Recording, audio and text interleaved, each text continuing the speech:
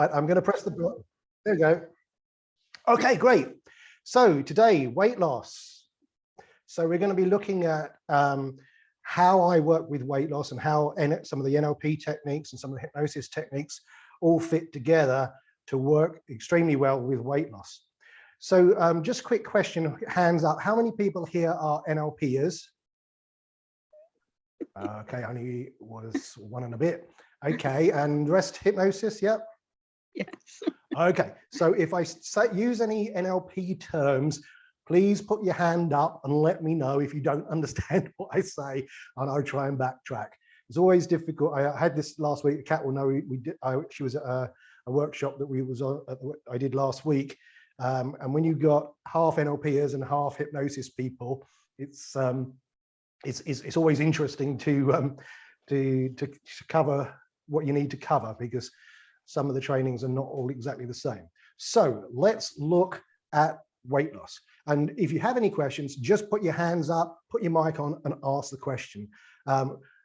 Once I get in the full flow, sometimes I don't see the text messages. So I'd rather have this as more interactive, if that's okay with everybody. So let's look at page 1. When we first start working with our clients, we get them in for that first session. We need to do a good pre-talk. The pre-talk often is as important as everything else you do during the session, or the sessions that you're going to do. Sorry, Barry. Sorry, can I interrupt? I didn't receive any documentation from you at all. Have you checked your yeah, I checked junk folders. I didn't even receive I received the Zoom invite, but nothing else at all. Well, that's well, you should have received this morning the manual. Now, would it be okay if I can either send it to you when we finish, or do you want me to try and send it through? I can try and send it through to you now. No, if you send it when you're finished, I can then just rewatch the recording afterwards. Okay. And just sort of Brilliant. marry it up. Because otherwise, okay. it will take me about 10 minutes to find your email, cut and paste it, and then send it on to you. No, that's fine. Okay, brilliant. Sorry about that. I don't know what happened there, but because I will go back and recheck on my junk folders as well. Yeah, because I just cut and pasted the list directly from Zoom, and emailed everybody the same thing. So maybe there was an error there somehow. Might be my fault. I don't know, but I'll just marry them up afterwards. Okay, brilliant. Thank you. Okay. So let's just put me on speed. Gallery. Yeah, let's get everybody up. Okay. So first thing we want to be doing in the pre-talk is we want to set realistic outcomes. One of the problems with working with weight loss clients with hypnosis is that clients can tend to see it as the easy option and think that somehow you're magically going to hypnotize them and that the weight is just going to come off, that they're not going to have to make any changes, that somehow the weight is just going to fall off them because you've somehow done something to their unconscious mind, which is going to speed up their metabolism or just cause the fat cells to leap off the body. So we need to really set realistic outcomes with our clients. So if someone comes in and say they've got 100 pounds to lose or 50 pounds to lose, we want to be realistic with them. Obviously, everybody wants to lose the weight as quickly as possible, but it's probably best that they do that healthily as possible. Now, from all the research, it's pretty clear that if you, on average, when you're losing weight, typically people lose between 1 to 3 pounds a week on average. For some people, if they've got a lot of weight to lose, it can be much more than that in the first few weeks or months. But typically over time, it's between 1 to 3 pounds a week. So we want to set a realistic outcome for our clients. And I think it's really important that we set this outcome so that they've got something to go towards. So let's say, for example, they've got 100 pounds to lose. So if we take the figure in the middle of £2 a week as an average, clearly that's going to take them about 50 weeks to reach their target. So we need to be realistic with them. Say, look, you've got a lot of weight to lose here. Let's break this down. Let's see where it's going. And it's like, okay, so it's a year from now. So what I would say to them, okay, here's what I want you to do. When you leave here today, I want you to get your diary and or your calendar, and I want you to put a date in your calendar as the date you're going to hit that target, so that they have an outcome and it's timed. One of the problems with how we think about things is we tend to do the least amount of work necessary to reach a target. So if you just say to the person, okay, you're going to lose 100 pounds. They'll go, great. Okay, let me know when you want to get started. The brain is going to use a minimalist approach.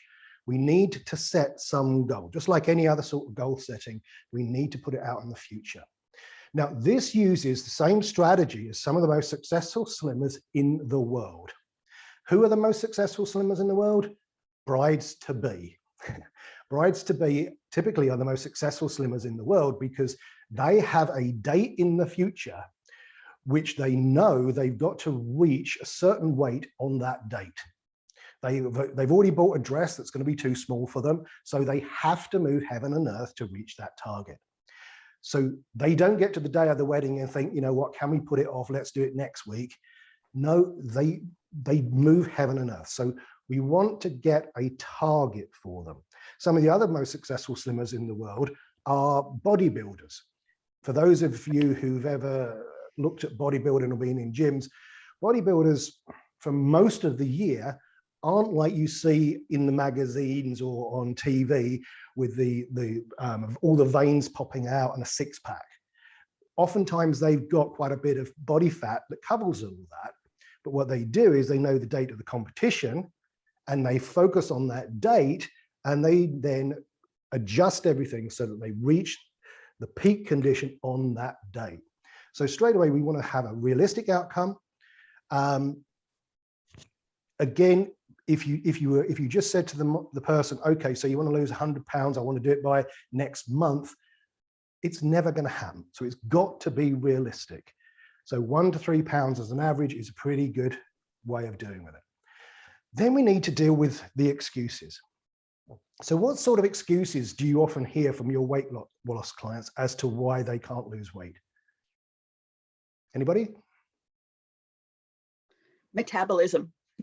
Metabolism. Yep. Got slow metabolism. Okay. What else? It runs in the family. Runs in the family. Yeah. Genetic. Yep. Yep. Okay. And you'll often hear all these types of excuses, but the reality is they are all excuses because, and we'll get to this when I get to point 5 in a moment, but the reality of life is, doesn't matter who the person is, if they are deprived of calories, they all lose weight. Now, obviously, there are some certain medical conditions that can interrupt that, but even then, they can still lose the weight. So we need to start dispelling the myths. Things about genetics. You know what? The reality of life is there's lots of other parts of like their parents' behaviors or attitudes that are totally different. And certainly if you want to look at the thing about genetics, when they unpacked the human genome a few years ago, they found that it wasn't as complicated as they thought it was going to be. And in fact, cannot explain all the differences between people. So most of what people say is genetic is learned behavior. So they've even had situations where they've had twins which have been separated at birth and put in foster homes, foster families. The one that's been raised by people who are overweight becomes overweight. The one that's raised by people who are slim becomes slim. So we need to deal with these excuses up front because they are the things that stop people from giving 100% effort. And then we come to willpower. Now, a lot of the big excuse that most people say is that they don't have willpower. But the reality of that is that's simply not true. If they didn't have willpower, they wouldn't get out of bed in the morning, they wouldn't go to work, they wouldn't do all the dozens of things they do every single day of their life, which perhaps they don't like to do. But they do them because they have to do them. You know, who really wants to, there aren't that many people who get up on a Monday morning and think, you know what, great, another week I get to go to work, yahoo, and they go to work. Most people don't do that. Most people go to work because they have to do that. Because who's going to go to work for you and give you all the money? So the reality is they've got willpower. But we really want to stress this and get them to realize that they have willpower up front. And we want them to get them to use this, because although we're working with hypnosis and we're using the unconscious mind, they also have a conscious mind. We want to be using both parts of the mind. They need to be working 100%, using the willpower, and with what we're doing with working with the unconscious part of the mind, then when we get the success. So we need to get them to realize they have got to put the effort in. Does that make sense? They've really got to use their willpower. Then we want to ask them, have they ever given it 100% before? Have they ever lost the weight before and given it truly 100%? Now, you'll find for a lot of people, that is the case, that they have lost weight before, but then they gained it all back. So we want to find out, okay, what motivated you at that point to do that? What was happening in your life that caused you to give it 100%? Because we want to then access those resources and bring them into now. Then we want to ask them, okay, what have they tried previously? Have they successfully tried losing weight before? And what did they do? You know, maybe some of them went to Weight Watchers or Slimming World or one of these things. Maybe some tried, I don't know, one of the fad type diets and it worked okay for them, or maybe it didn't work for one of them. We want to find out what they've tried before, what's worked and what hasn't. And if we find something that has worked for them before, like if, say, for example, Weight Watchers worked really well for them, then what we want to do is to direct them into that as well. Because if they can do that and combine it with what we're going to do to take care of all the emotional eating, to take care of the motivation, then they're going to be successful. So we want to find out what they've done previously. Now, this bit is where it gets controversial, because there's loads of different books and theories on weight loss. But according to the science that what we have at this moment in time, there is a golden rule when it comes to losing weight. And that is calories in, calories out. Yeah, people will go, well, what about the Atkins diet? What about this thing? What about that? Yeah, what about them? But the reality of it is, if you look at the research from the true scientists, it's always about calories in and calories out. And when then people come in with the excuses of, I've got big bones, I've got a poor metabolism, I've got this wrong, I've got that wrong, I've got this, the other, all their excuses. If necessary, then I will pull out the big reframe and say, look, that's just an excuse. Because here's the deal.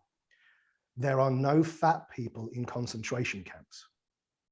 Because when people are deprived of calories, they all lose weight. Does that make sense? But when people are deprived of calories, they all lose weight. So we need to be understanding that some of these fad diets, yeah, they work for a short period of time, but it really is down to calories in and calories out. And then we want to be honest with our clients. We need to tell them, you know what, there may be times when you have cravings, and that's a good thing. There may be a time when you be hungry, and that's a good thing. You're meant to be hungry. You know, if you're losing weight, if you're on a calorie restricted diet, you are meant to be hungry. That's the whole point. That means it's working. We don't want to say, oh no, you'll never have any cravings, you'll feel full all the time. No, we want them to actually start feeling a feeling of hunger, because many of our clients will have never felt hunger. So we want to be honest with them. Don't sort of tell them that, you know, same when I'm working with smokers. You know, I'm not going to tell a smoker that they'll never have a craving or a thought for a cigarette. That's madness. That's setting yourself up to fail, because the moment that happens, they think, oh my God, it's not working. So we need to be honest with them. So yeah, sure, you may have the thought of a chocolate bar. You may have times when you think, oh my God, I could eat a horse. Be honest with them. Then this to me is the most important one, particularly for hypnotherapists, because there's something in this field of hypnosis that seems to pervade many hypnosis trainings, that they assume that hypnosis is just about relaxing your client to a certain level And then the conscious mind wanders away, and you can magically program the unconscious or the subconscious mind, depending on how you want to refer to it. That's not how it works. Hypnosis is not passive. It's active. They are to actively use their mind and imagine what we're asking them to imagine. And so at that point, I will give them a demonstration, and I will do the lemon test with them. Is there anyone here who doesn't know what the lemon test is? Cool, so everyone knows the lemon test. So I'll do the lemon test with them. I say, look, here's what I'm asking you to do. So I want you to actively use your imagination. Hello. Bit of feedback there, someone was talking. Okay. I can hear someone talking, but I can't see them. So let me just assume that that was someone trying to say, I don't know what the lemon test was. So the lemon test, have the client imagine a lemon in your hand. So in normal conversation, no hypnosis, imagine a lemon in your hand. See a juicy white lemon in your hand. Feel the weight of it. See the bright color of it. Now take a sharp knife and imagine cutting that lemon in two. As you do so, feel the juice trickle down your fingers. Maybe you can smell the burst of the citrusy aroma in your nose. Now imagine taking that lemon, looking at it and see the yellow edges and the white pithy bits and then the cut segments and the juice trickling down. And now what I want you to do is I want you to take a big juicy bite of this white lemon and feel the juice touching your taste buds. And then say to him, okay, do you now notice an increase in saliva in your mouth? And everyone will have that experience if they are actively using their imagination. And I go, great. That's what I'm going to ask you to do in this process, because you know what, there's no lemon there, but it created a physical change in your body. So during the processes, I want you to actively use your imagination. I don't want you to be sitting there thinking about your shopping list or what you're going to do after the session is finished. I want you to be paying attention and actively imagining what I'm asking you to do, because that's how hypnosis works. It's active, not passive. Does that make sense? Cool. So then, and this is all in the first session, what we want to do is we want to get an outcome frame for them. We want to find out why this is really important for them, because the more we can find out why they want to do this and what will that feel like for them, the more motivated they're going to be to follow through with the actions. So we're going to ask them, okay, so what is it about reaching your goal weight that's so important to you that will motivate you to keep on going, whatever is necessary, even on a day when you don't feel like it? And whatever they say, you know, oh, well, you know, I don't know. Well, I'm embarrassed to go and pick my children up from the school now because I'm so overweight, my children get embarrassed or something like that. Okay, so fully associate them to that. What does that look like? What does it sound like? What does it feel like? Now, then you ask them, okay, so if you have this experience of being motivated to make this change fully and completely, what do you want through having this that's even more important? And what we're going to do is we're going to create an outcome chain. So let's say, for example, they say, well, I just want to feel a little bit better.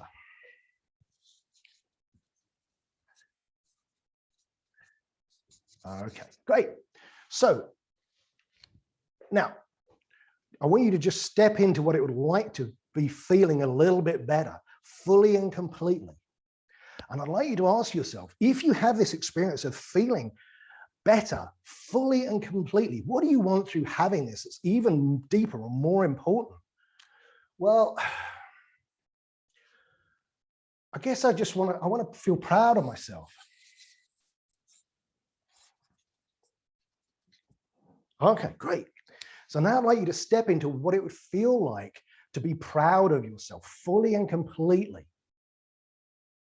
And as you feel what it's like to feel proud of yourself fully and completely, what do you want through having this that's even deeper or more important? And they might say, I don't, acceptance. You know, I've always felt like the odd one out at the school sports day. there's the other kids' mums and they're doing all the events and they're doing the running thing, and I just feel I can't do that. I want to have acceptance. Okay, great. Imagine stepping into this feeling of acceptance fully and completely.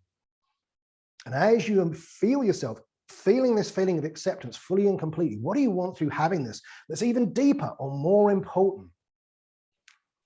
And they may say confidence.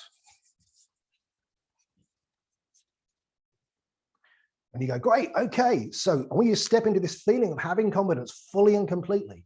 And when you have this confidence fully and completely, what do you want through having this that's even deeper or more important?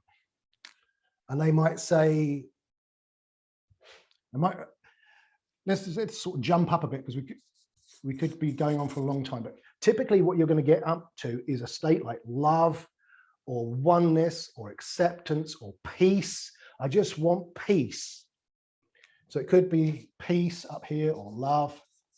And what we're looking for is a really big resourceful state. So when they say it and they go, peace, I just want to feel peace, you're calibrating to them to see that coming up in them. Once we get to this core state, then what we're going to do is we're going to anchor it. Now, if you're working one-on-one, you can just reach over and touch them. If you're working via Zoom, you can use a keyword to do that.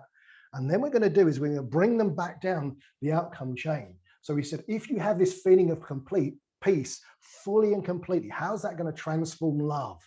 Oh, it's going to make it so much better. If you have this feeling of peace fully and completely, how is that going to transform and enrich the feeling of confidence? Oh, it's going to, it will just be there all the time. Okay. And if you have this feeling of peace all the time, how's that going to transform a feeling of acceptance? Well, you know, I'll just be peaceful. I won't need to worry about that. Okay. And if you have this feeling of peace fully and completely, how will that transform and enrich being proud of yourself? Well, I'll just be proud of myself because I'll just feel so good. Okay. And if you have this feeling of peace fully and completely, what are you, how will that transform feeling better? Oh, it will just be fantastic because I won't need to feel better. I will be better all the time.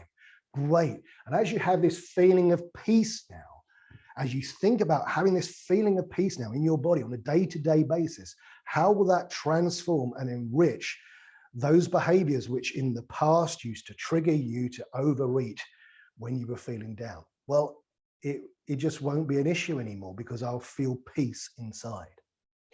So what we've done is we've gone up for a really core state here. And once we've got them associated to it, we're going to bring them down, and then we're going to bring them down into the behavior of being on a diet.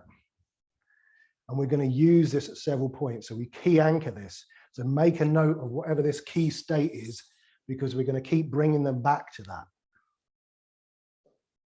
So then, having done this, we have them imagine giving it 100% to reach their outcome and firing this anchor of peace, of doing and completing all the sessions and making all the changes, and how peaceful it is for them. Does that kind of make sense? So we're going for this really high level state that's going to drive them even on days when they don't feel like doing that. Does that make sense? Cool. So this is what all I do in the first session. Then I'm going to explain to them the hunger scale. Because the reality of life is that we all have within us a mechanism which tells us whether or not we should be eating or not. For those of you who've had children, you'll know that if a baby has had enough, there ain't no way you can make it have more. And if you do, out it comes if you try to force it. So the baby has a mechanism that lets it know that whether or not it's hungry or not. And the moment it's not hungry, it doesn't want any more. Unfortunately, when that child starts growing up and now he's sitting at the table and got food in front of them, we as parents often override that feeling by saying, you must eat everything on your plate because there's starving kids in Africa. Or if you don't eat everything on your plate, you won't get any dessert. So the kid's going, but I'm not hungry. I don't care if you're hungry or not, you're going to eat it. So what happens is people start to ignore that own internal sensation that lets them know whether or not they're hungry or not. Then What then happens is we get programmed into this idea that you must eat at least 3 times a day and then have snacks in between. And we get programmed, doesn't matter what time of the, whether or not you're hungry or not, if it's a time of day, oh, look, it's 1 o'clock, I must eat, it's lunchtime, whether or not you're hungry. And we've got this myth that pervades the sort of nutritionist and the weight loss industry of breakfast is the most important meal of the day, which is the biggest load of crap going. Do you know where that comes from? The slogan, breakfast is the most important meal of the day. It is a slogan. Sounds like a slogan. It is a slogan. It was created in about the 1920s by a company in the States called General Mills, which are like a big cereal company like Kellogg's. And they produced all this data saying breakfast is the most important meal of the day. And now it's become part of public consciousness and people believe it. And even the nutritionists say, oh yeah, you've got to start the day with a good breakfast because that will boost your metabolism. If you're not hungry, you just shouldn't be eating. It's really that simple. We need to be starting to get our clients to model the behavior of naturally slim people. And naturally slim people only eat when they're hungry. And when they've had enough and when they're satisfied, they stop eating. So what we want to do is to start getting them in touch with their own internal sensations to let them know whether or not they're hungry or not. So I give them this scale. So you can just print that off yourself or rewrite it or put it on your own headed paper or whatever to give them this. So I'll run them through it. Okay, I say, and I'll give them a handout. So they're sitting there reading this and they go, okay, so let's look at this. At level 1, you're wobbly and you're dizzy. You can hardly think. The fuel gauge is empty. You don't even care if what you eat isn't dead yet. You just got to eat now. Most people have to go without food for a long time before they experience getting close to level 1. At level 2, you're still very hungry, but you could possibly stagger to the dinner table. But it's obvious to everyone that you're cranky and irritable. Level 3, you're just nice and hungry. Eating now is going to be enjoyable. Level 4, you're only a little bit hungry. Your body could eat a little something, but it may be slightly more trouble than it's worth. Level 4.5, your hunger has almost totally disappeared and you're kind of like 1 bite away from not hungry. Then at level 5, your body is not hungry. It has what it needed and is satisfied. Level 5 not hungry is where naturally slim people stop eating. This is what they call full. It's a feeling of just being satisfied, that they're just not hungry. They're not either full, like bloated, but they're not hungry. So it's just that point. Now, this is what we want them to start to notice, because then at level 5.1, they've just put a little bit more into food into their body than their body needs. They've crossed the line. The body didn't need any more food. And all the food that they put in their mouth from that moment on is going to be stored in the body as fat. And so this is one of the things we really want to push on our client is this idea, look, if you eat anything more than your body needs to keep you alive, healthy and strong, you are making yourself fat. And people will you'll flush out all the rejection and excuses at this point, like, but I've got to eat everything on my plate, or that's wasting food. Yeah, and I would agree. If you've got a big plate of food, you get halfway through it and you're satisfied, you don't want any more. If you then stop eating and you put that food in the bin, yep, you're wasting food. But here's the deal. If you eat anything more than your body needs to keep you alive, healthy and strong, you're also wasting food because you don't need it. So the question is, where would you rather waste it? In the bin or around your waist? Either way, it's waste. So you need to really stress this on the client that if they look at that last potato or that last bit of cake and go, you know what, I can't leave that there, there's starving kids in Africa, they are absolutely knowingly making themselves fat.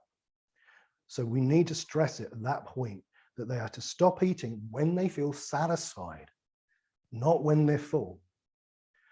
Then at level 6, they've gone beyond not hungry. This is the level that overweight people call full. At this level, they're becoming aware of a slightly bloated feeling in their stomach, and it's kind of enlarged beyond fist size. Now, this is always a good visual representation. If you make a fist, that's the size of your stomach, right? Now, if you put it further back, it's even better.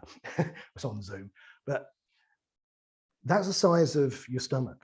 Now, if you look at a plate of food with a dessert and whatever, and then you look at the size of your fist, you can kind of see where the problem lies. And that's why people get feelings of bloatingness and things like that. They're putting far too much food into that small area. So we need to get them aware about the size of their fist is the size of their stomach. At level 7, they're becoming uncomfortable. They're going to start to feel as if their stomach has stretched a few inches. At level 8, they're more than full, starting to hurt, and they wish they hadn't had that self-control helping. At level 9, their bloated stomach is frantically calling, help me.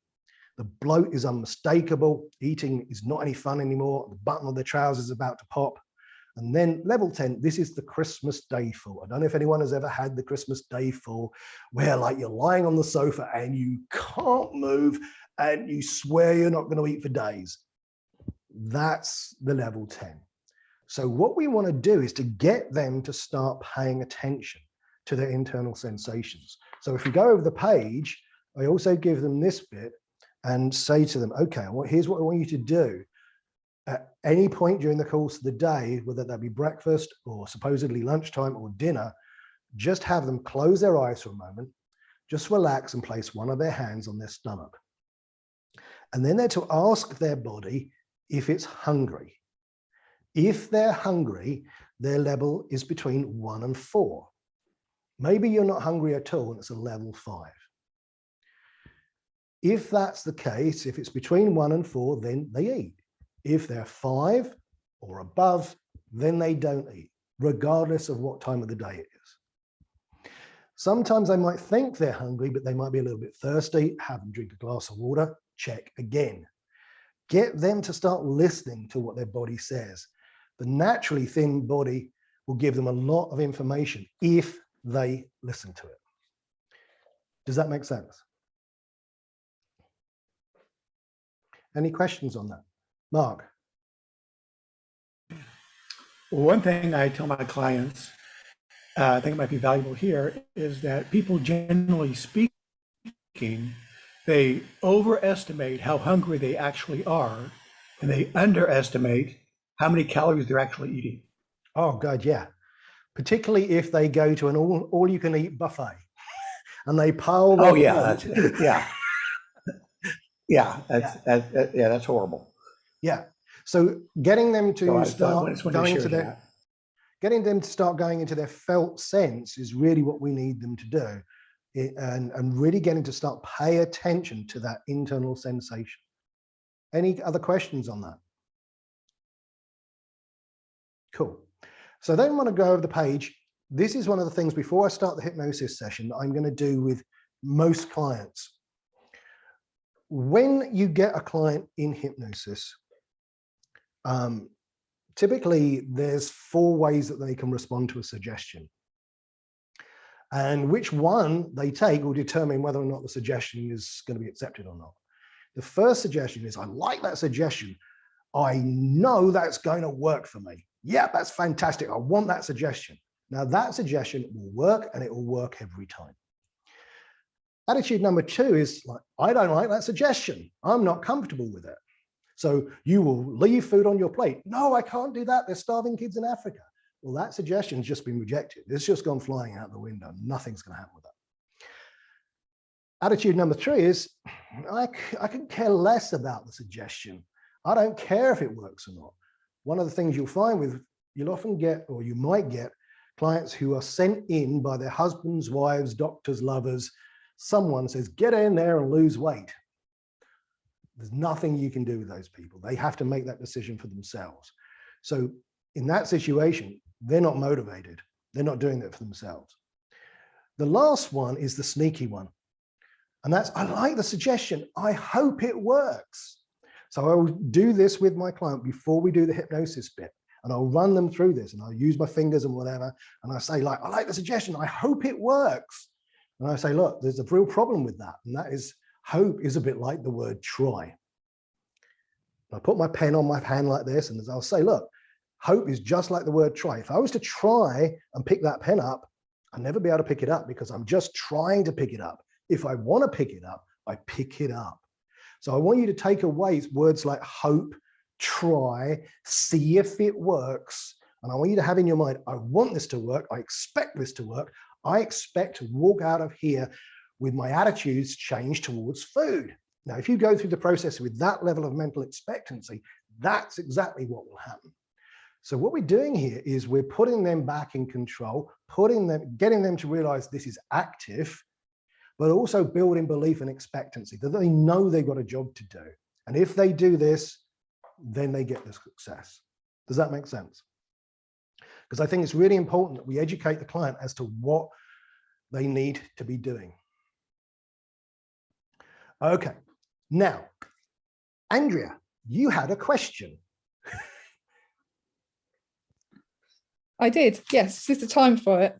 Ooh. Okay, so if a client wants to feel safe and overeats to protect themselves from unwanted attention, how do you overcome this? Because obviously many clients have been bullied at school, or they've been heartbroken, or worst case scenario, they've been raped. So they don't want that attention, so they kind of eat to protect themselves and disappear in life. How do you kind of overcome that? Yeah, now this does come up, particularly with women, less so with men, but it can do. But certainly with women, it's very, very common that they'll use weight to try and protect themselves in some way, shape or form. And it works. It really does. So if we are trying to get them to change that, we're going to be up against it, because there's a part of their mind that says, no, no, no, don't do that. Because if we do that, she's going to get unwarranted male attention, and God knows what will happen. Look what happened the last time when she was slim and attractive. We got to stop that happening. And it will completely screw your work up.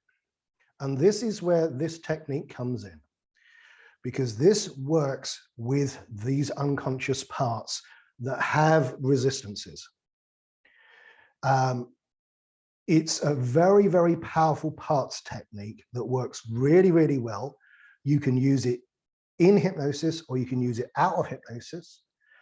And it takes care of this, because let's say, so for example, the person has this part that is trying to protect them. Yeah, that's a really, really important thing. But what's its intention for trying to protect them? Because behind every behavior, there is always a positive intention. And what we want to do is to flush out what that positive intention is. Now, protection is a positive intention, but there are many other ways of protecting a person other than making them fat. And so what we want to do is to find out what's the positive intention, because a lot of times you won't know. I mean, we've got in this situation, protection has come up. But a lot of times they'll just be sabotaging and don't know why they're sabotaging.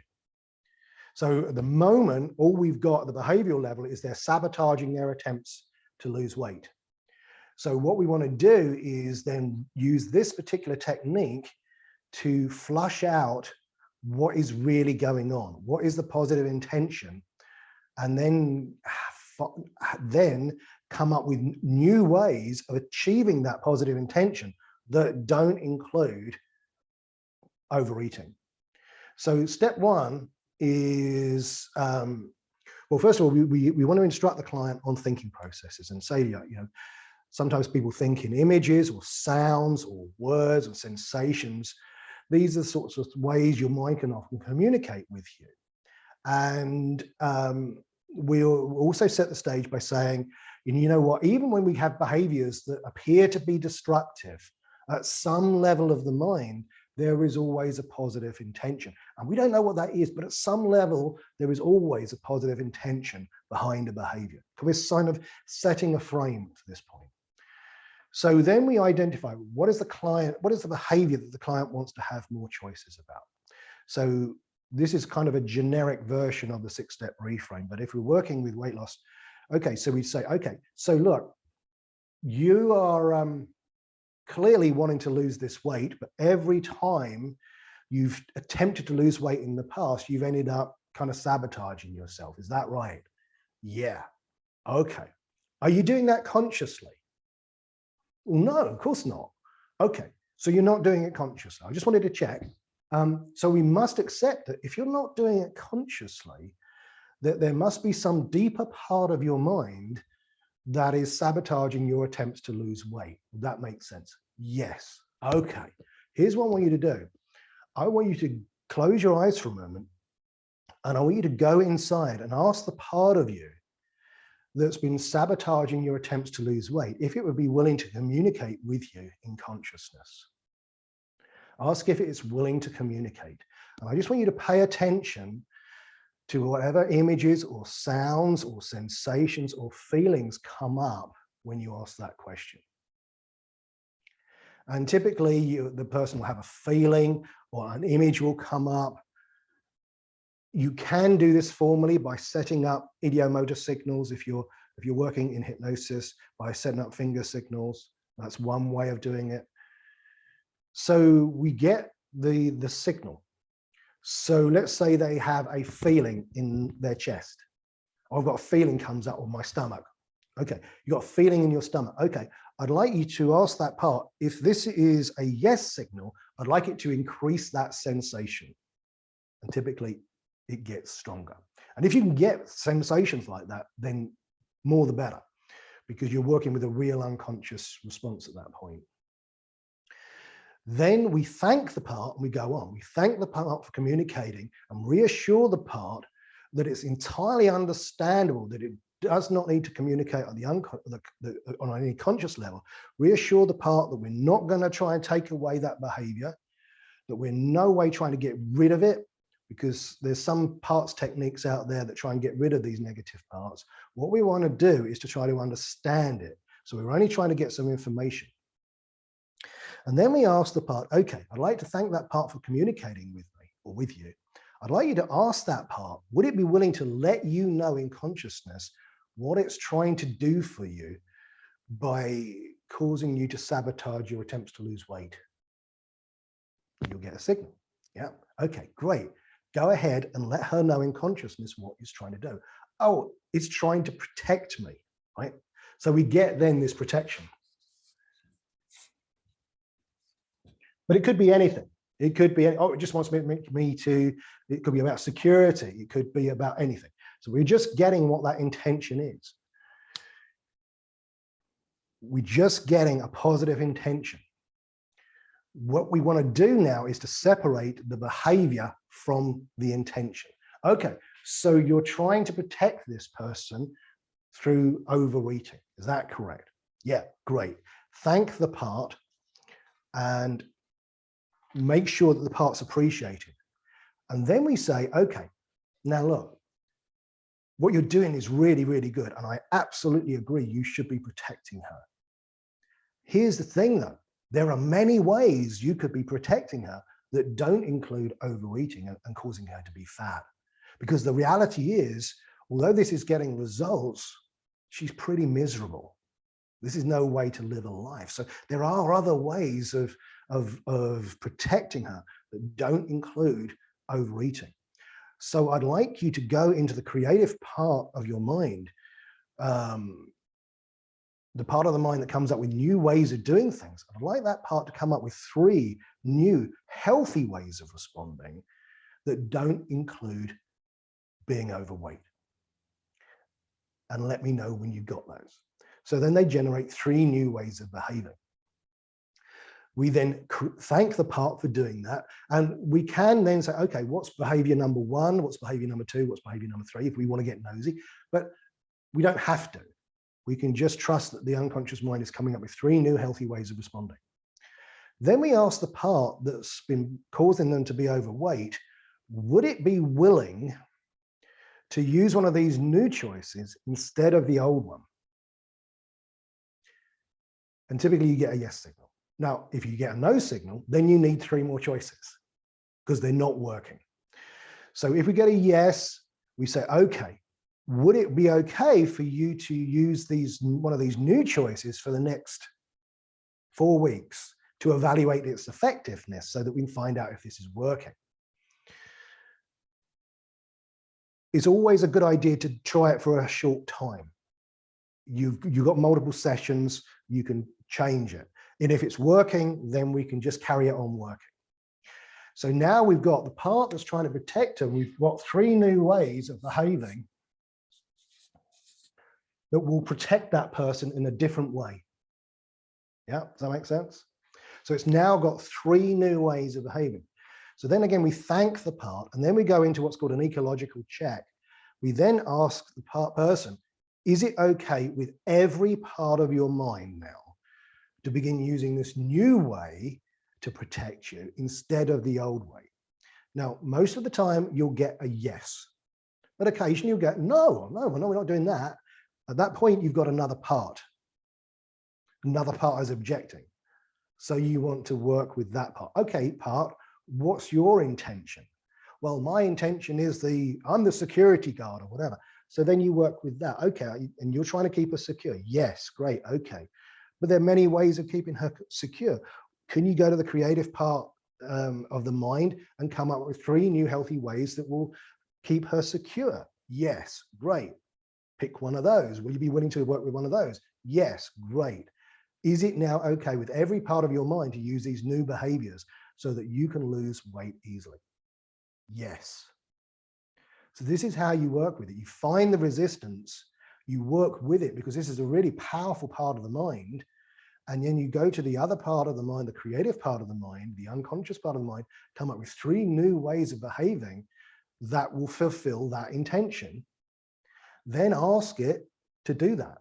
And then what we want to do is we then say, okay, now I'd like you to, we're going to go into a future pace and say, I'd like you to go in to a situation where in the past you'd be most likely to respond with a pattern of behavior that you don't like overeating. And now notice what happens now.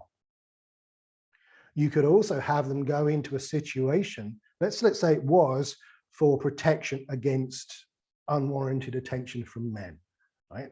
So great. Now I want you to go into a situation where in the past, this part would have kicked in and brought up that behavior. And notice what happens now. And you might get things, well, I tell him to bugger off. You know, I stand up for myself. Perfect. All those sorts of things. So we're installing the new behavior. Now, I've got a link there to a YouTube video, which I really go into this process in depth. So if you want more information, but that's how it works. So we're really identifying the behavior, pointing out that they're not doing it consciously, so there must be some part of them doing it. Okay, go inside. I'd like you to communicate with that part. What's the part's intention? Find out what the positive intention is. Great, thank the part. Then go, okay, so there are many other ways of achieving that intention. I'd like you to go into the creative resources where people dream and manufacture ideas, come up with 3 new healthy ways of responding that don't include blah, blah, blah.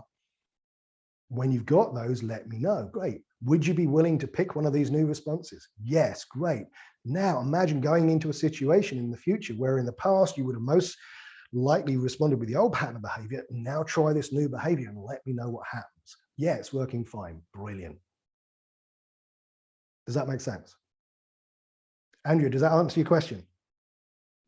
Yes, thank you. Have you ever had anybody that kind of can't come up with 3 things on that because they're so entrenched in that protection that they've done it for so long, or they're so kind of entrenched in that? Yeah.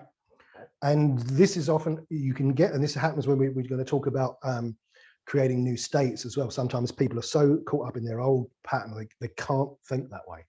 But here's the deal. They know someone who handles that situation.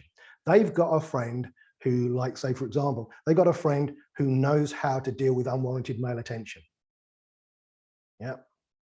So, okay, do you know someone who displays a pattern of behavior that you'd like to have? Yes. Okay, great. Who's that? Oh, that's my friend Dorothy. Great. What does she do? Well, she tells men to fuck off. Perfect. There you go. There's one. Oh, I couldn't do that. Yes, you could. Get them, coach them through that. So we can use other people as role models as resources. because you will get that some people will say, I can't imagine doing this, or I don't know how to do that. That's when we can get into role models. Okay, thank you. Yeah. Great. Now, on the next page, there's the modified parts reframe. That can be used in trance or hypnosis. It's very, very self-explanatory. I'm not going to read it out to you because it's really self-explanatory, but it works in exactly the same way. Now, if we go over the next thing, obviously a lot of your clients are going to be eating because of emotional problems in their life. They've been through a lot. The pressure cooker is building up with emotions, and they're doing emotional eating. So there's a number of different techniques, which I'm sure you all know about, doing some form of emotional clear outs, emotional detoxing, whether that be age regression or emotional detox, timeline therapy, those sorts of things. They all work really, really well. Here's a technique. And again, I'm not going to go too deeply into it because I've got a video on the whole thing, which you can just click that link and go through, but it's called the Grey Room. Now, I originally got it from Jerry Kine. I don't know if anyone's ever heard of Jerry Kine, but he was a fantastic hypnotist from the States. He died a few years ago, sadly, but he was an incredibly good hypnotist. And he came up, as far as I'm aware, with this technique called the Grey Room. I have seen other trainers use it. I've seen David Schneider use it in the States, but it's a really, really good technique. And I'm going to just briefly go through it. Basically, you've got the client in hypnosis. You have them hypnotized. You have them imagine just floating off into space. And as they're floating off into space, they can see all the stars and things like that around them. And they imagine they can see one star off in the distance that appears to be calling to them. So they imagine floating off into that star, and suddenly as they enter that star, that like this beautiful light comes around them. Use whatever metaphor you can to dress it up a bit if you want to do that. But what happens is they end up in this grey room. And the grey room represents their unconscious mind. And up on the wall, they look around and they notice that on the wall around them, there's all these different kind of like Post-it notes stuck on the walls. One lot are white or one lot are red. And they look around and they realize that the white Post-it notes are all the things that are good things about them. They're good qualities, but all the red ones are all the negative things that happen to them, the negative things they say to themselves, all the horrible things that have been said to them and the names that people have called them are represented there in this grey room by these red Post-it notes. And in the center of the room, there's a fire pit. And here's what we're going to do. We're going to go over to the fire pit. We're going to grab a handful of those red Post-it notes off the wall. We're going to rip them off the wall. And then what I do is I've got my A4 pad and I go, I want you to imagine ripping one off the wall. Ready? And I'll rip a piece of paper and I go, great. And now I want you to crumple it up. Crumple it up. I'm actually doing this because I want to create a sensory experience for them. Crumple it up in your hand, and then we're going to throw it into the fire pit. Ready? And the fire pit bursts into life as it neutralizes that negative state. You feel it come up in your body and then it's neutralized. And now here's what I want you to do. I want you to go through the room, and I literally want you to, and I want them to create a sensory experience for them. I want them with both hands in hypnosis, ripping them off the wall, not just in their imagination. I want them grabbing them. So I go, ready, with your right hand, grab that piece of paper, rip it off the wall, ready, and go. There you go, crumple it up now. There you go, and throw it into the fire pit. And as you do that, feel the release, feel the feeling come up, and then feel it being released as the fire pit bursts into life. And now what I want to do is I want you to do this by yourself. I'm going to sit quietly and I want you to rip every single red bit of paper off those walls, rip them off, throw them into the fire pit. Ready, go. So then the client's doing this, they're having a good old time, and you go, okay, great. And when they stop, they finish, you go, great. Now, make sure you check, because sometimes those little things hide under the other notes. Go around, check everything. Make sure there's no more red bits of paper. So they go around, they find another one into the fire pit. Great, I want you to notice how much lighter you now feel. And as you look around the room, you notice that the gaps that have been left by those red bits of paper are now beginning to become filled by those white bits of paper. Those white bits of paper are now becoming filled, all the good things around you. And look, here's a good one here. One says, you're good enough. You see that one? Yeah. About this one over here? Yeah, you're beautiful. Yeah, feel that one. And we're now getting them associated to the good stuff. So again, there's a video of this, go into much deeper depth, but what we're doing is we're creating this thing. They're seeing all these negative things they're up about them. As they pull it off, they start to feel it. So we're associating them into it, but then they crumple it up. So they are taking power over it, and then they throw it into the fire, and whoosh. And every time they say, okay, well, notice how much lighter you feel. So we're dealing with all the emotional things. So this is real active way of getting them to do a release. Does that make sense? Any questions on that?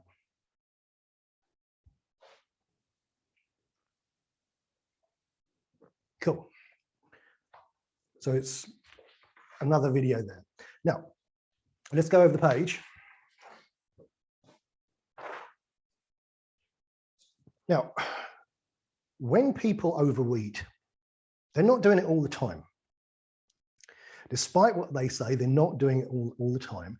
There are specific contexts where it happens and specific triggers that trigger them to respond in that certain way. So what we want to do is we want to identify what are the triggers, what are the contexts in which this occurs, and then we want to create a solution. Because for those of you who attempted the workshop last week, I did, this is a framework that I have in my head for every single client that comes in. And when you get this, you don't need all these different types of scripts or techniques, because you understand what you really need to be working with. Because every single problem is some version of when X client does or feels Y. So it's a simple equation.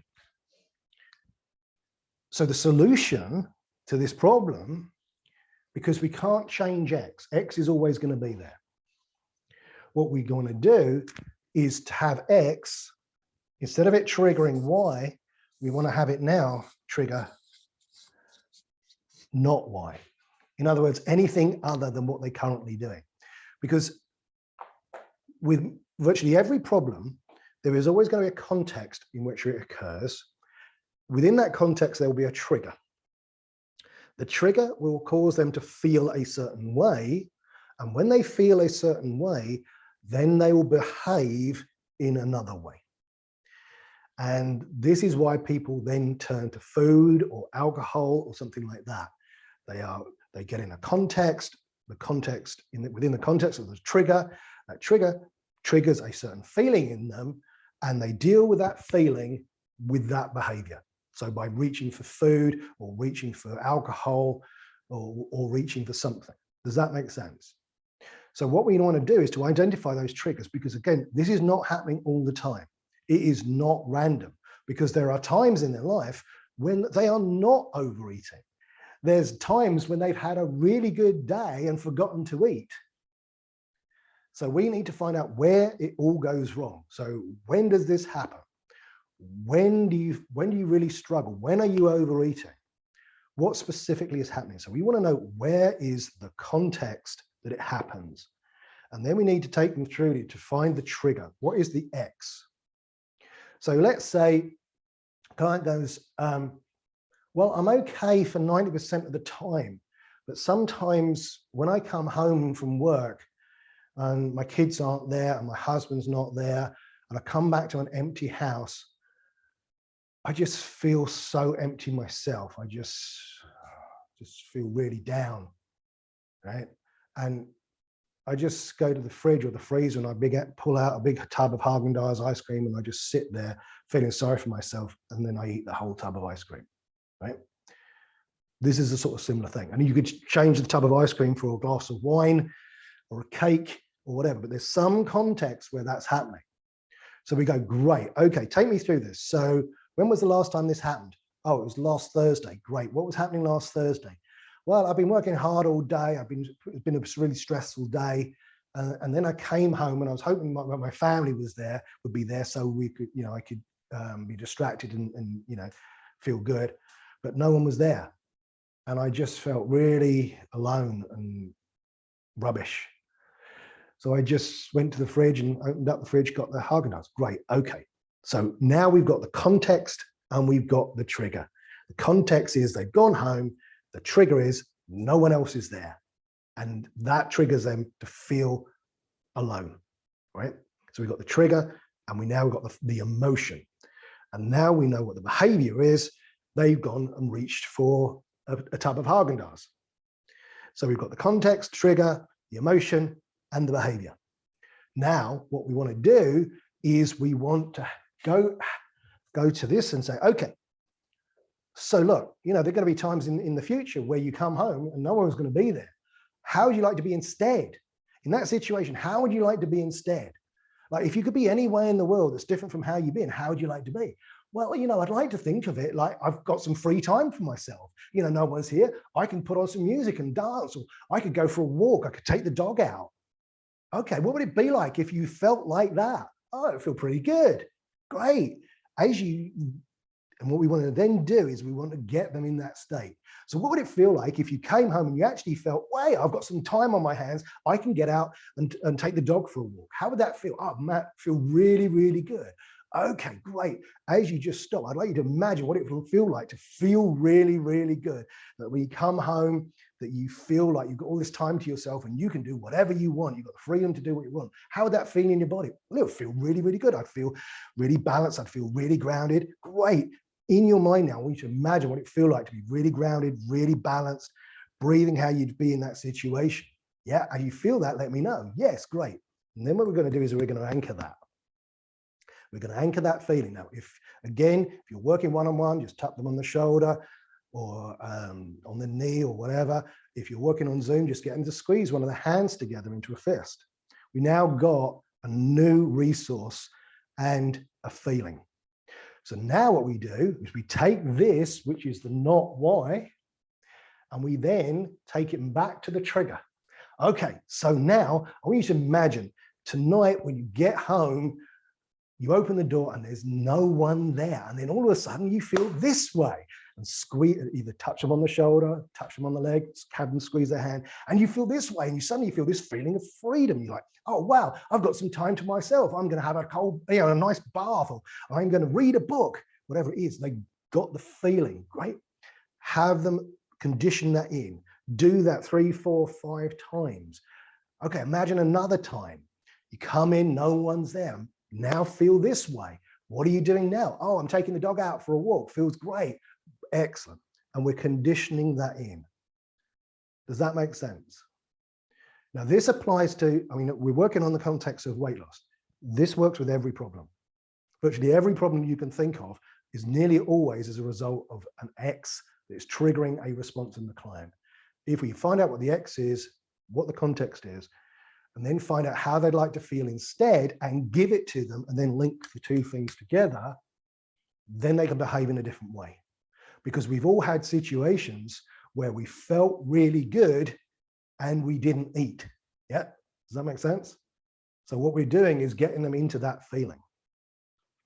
So for the next couple of pages, I've got the full breakdown of how to do that. I'm not going to read through it because it's really easy. And I'm also going to send you've got a link to a video, but that's how you do it. So you want to find out where the problem occurs. What is the trigger that's triggering this feeling within them? Find out what that is. Find out then how they'd like to feel instead.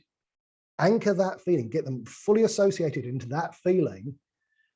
Get a kinesthetic anchor if you can, if you're there, or get them to squeeze their hand into a fist. And then you take them back to the X that triggers that, and then you link it together and condition it in, and then future pace it. And then what will happen is that will happen automatically. Once you've done that, that will happen automatically. They're not going to have to think about it. It will trigger off automatically, and it will be as strong as the problem was. Yeah, because you're using the exact trigger that triggered the old response, and now it's going to trigger the new response. Now, any questions on that? Because that's a really important part. You can, if you just did that one technique and you got really good at it, you could build a whole practice just using that. because virtually every problem that comes in is going to be some version of when X client does Y. So it's a really, really important skill to get and really start polishing.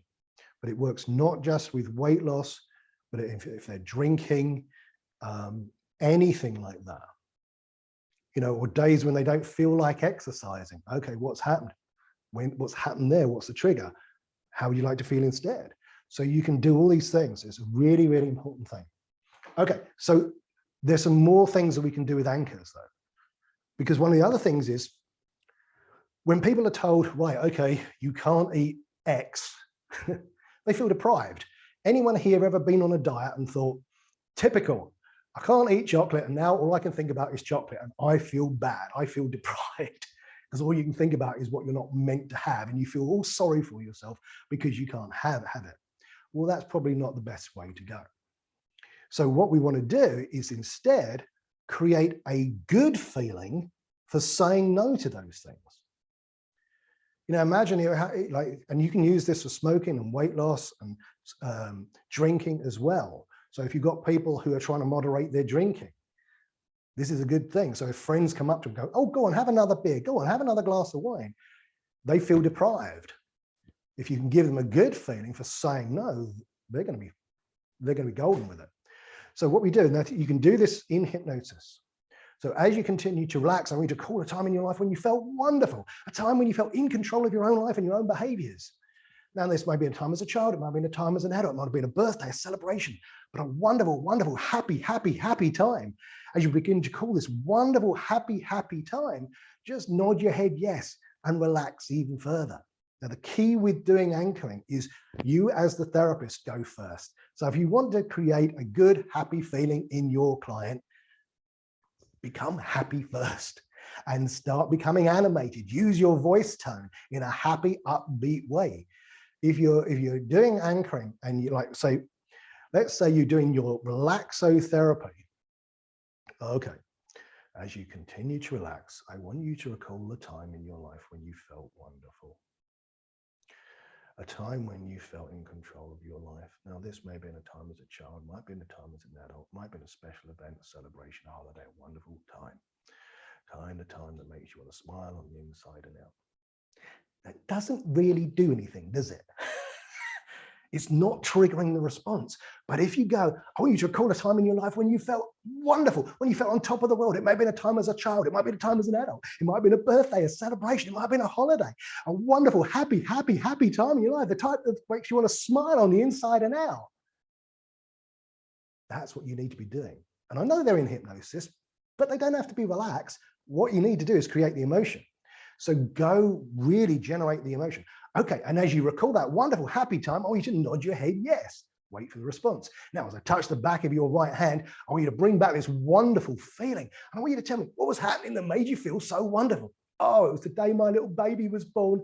Great. Okay, as I touch the back of your hand, bring back those same wonderful feelings even stronger. And as you do that, imagine just looking down into her little eyes and seeing that wonderful face for the first time. Oh, that feels wonderful. As you feel these feelings getting stronger and stronger, just nod your head. Yes, great. Every time I touch the back of your hand, these feelings come back even stronger. That's right. Double them again. There you go. Getting stronger every time. So now we've set a really powerful anchor, right? Now we break state because we want to get them out of that momentarily. So we can say something that now I'd like you to put your awareness down to your shoes and notice the texture and the temperature of the shoes on your feet. So again, I've changed my voice tonality, but I'm directing their attention somewhere else. You could have them open their eyes and look around the room and notice everything that's red. The key is you're breaking the state. Then you go, great.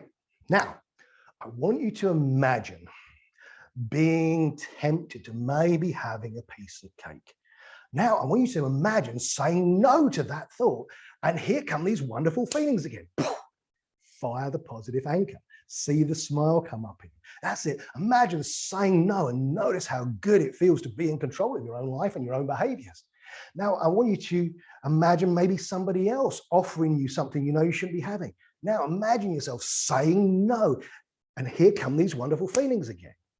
So now we're going to take them through situations which have been problems. Now imagine yourself at home alone, and maybe the thought of having a piece of chocolate pops in your mind. Now imagine yourself saying no to that thought, and here come these wonderful feelings again. Here they go. Come on, there they go. So now, and I go, okay, now tell me what happens now when you think about saying no to a bar of chocolate. They'll feel good because you conditioned that in. So now, instead of them feeling deprived, they're going to feel good. Does that kind of make sense? But we can do other things with anchors. We can create bad feelings.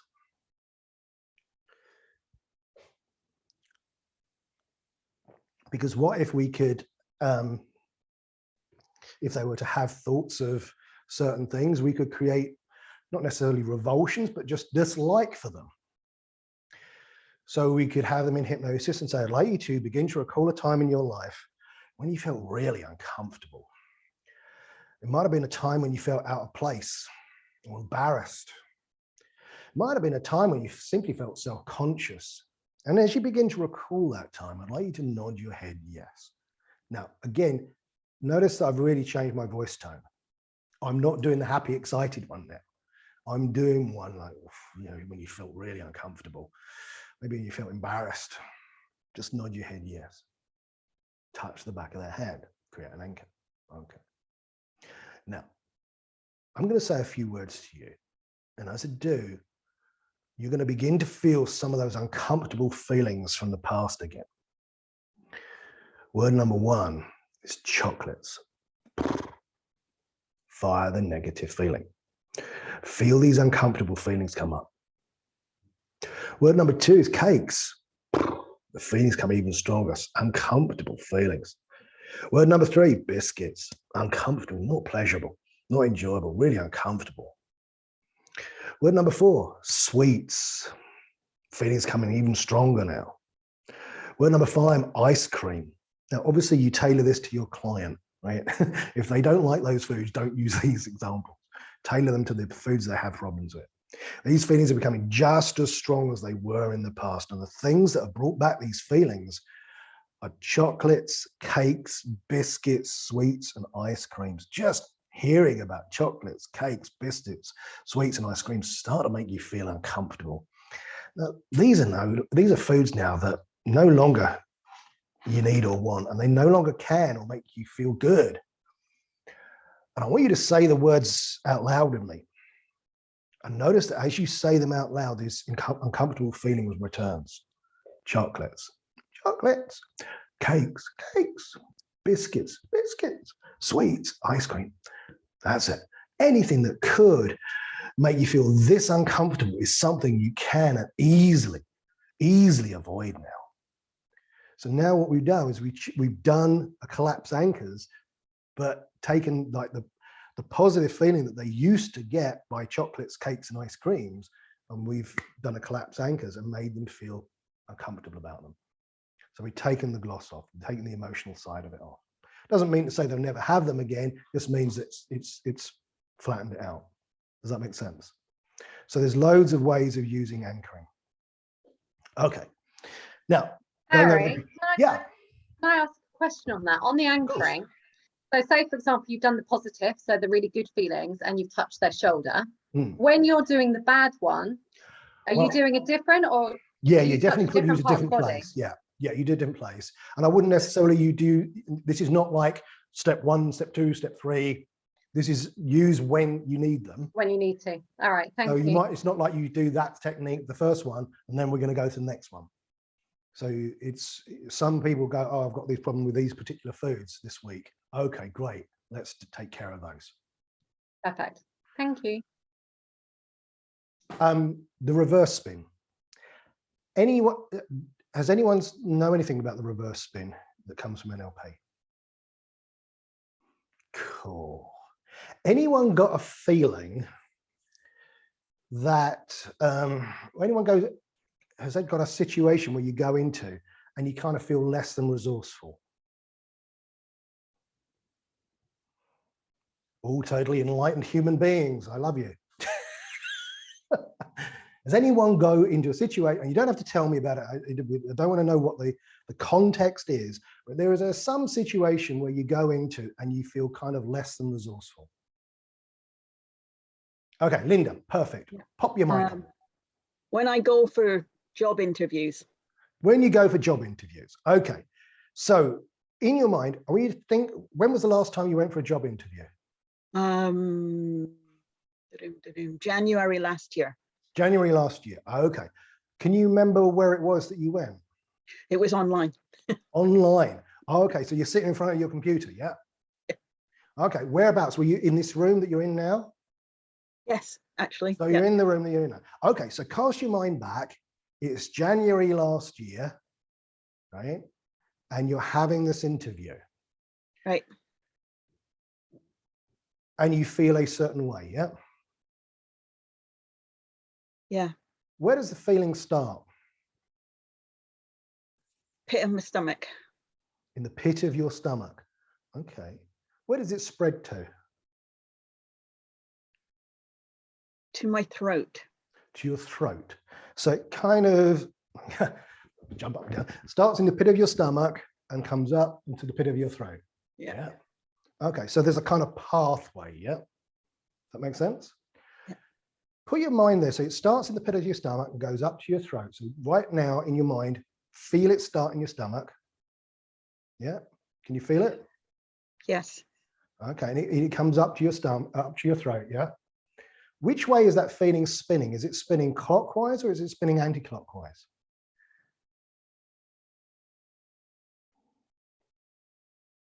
Clockwise.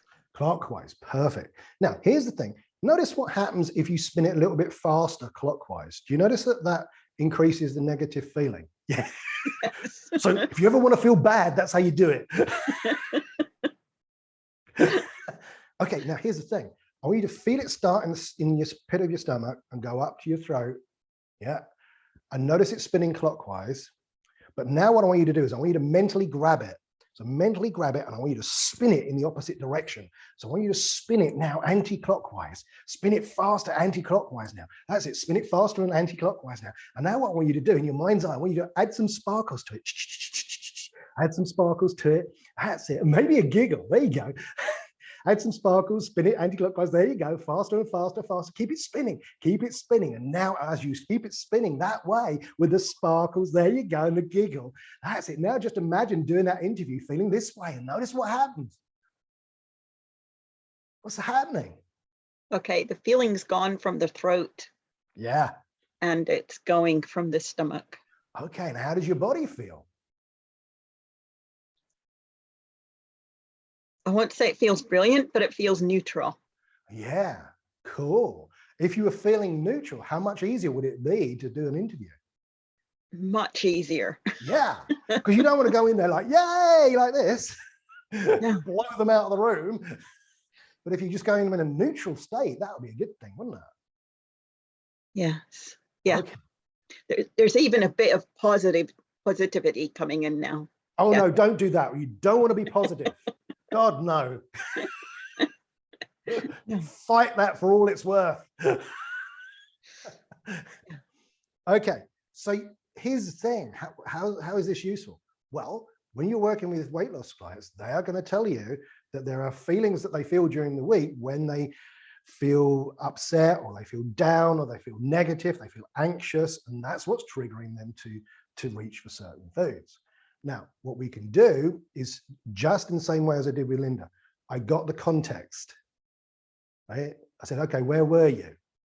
Okay, and it turned out she was in the same room, perfect, in front of the computer. Okay, so it's January last year. Okay, imagine you're there, the computer in front of you. Yeah, got the context, got the trigger. Then where does the feeling start?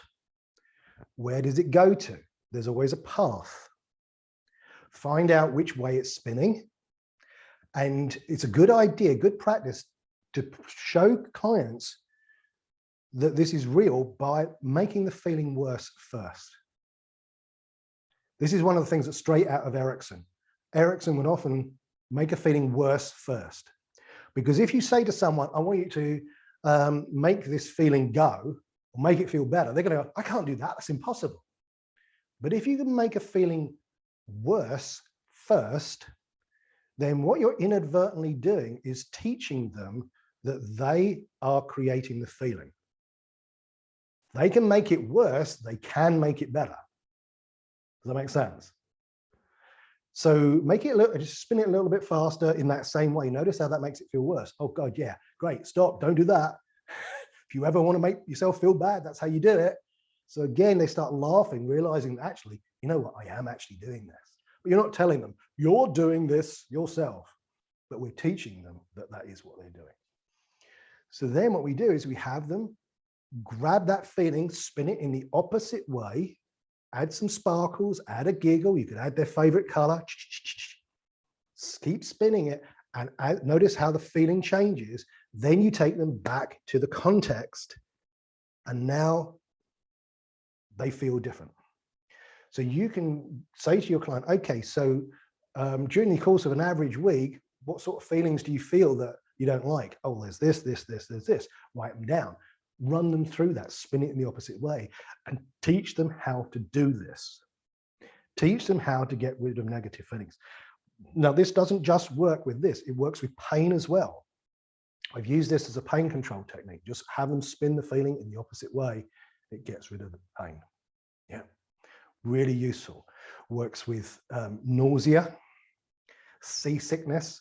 Because you think of nausea and seasickness, it's all a feeling of spinning.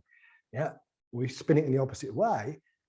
It's like, how many here have ever been drunk and been so drunk you're holding onto the bed because the room is spinning? Yeah?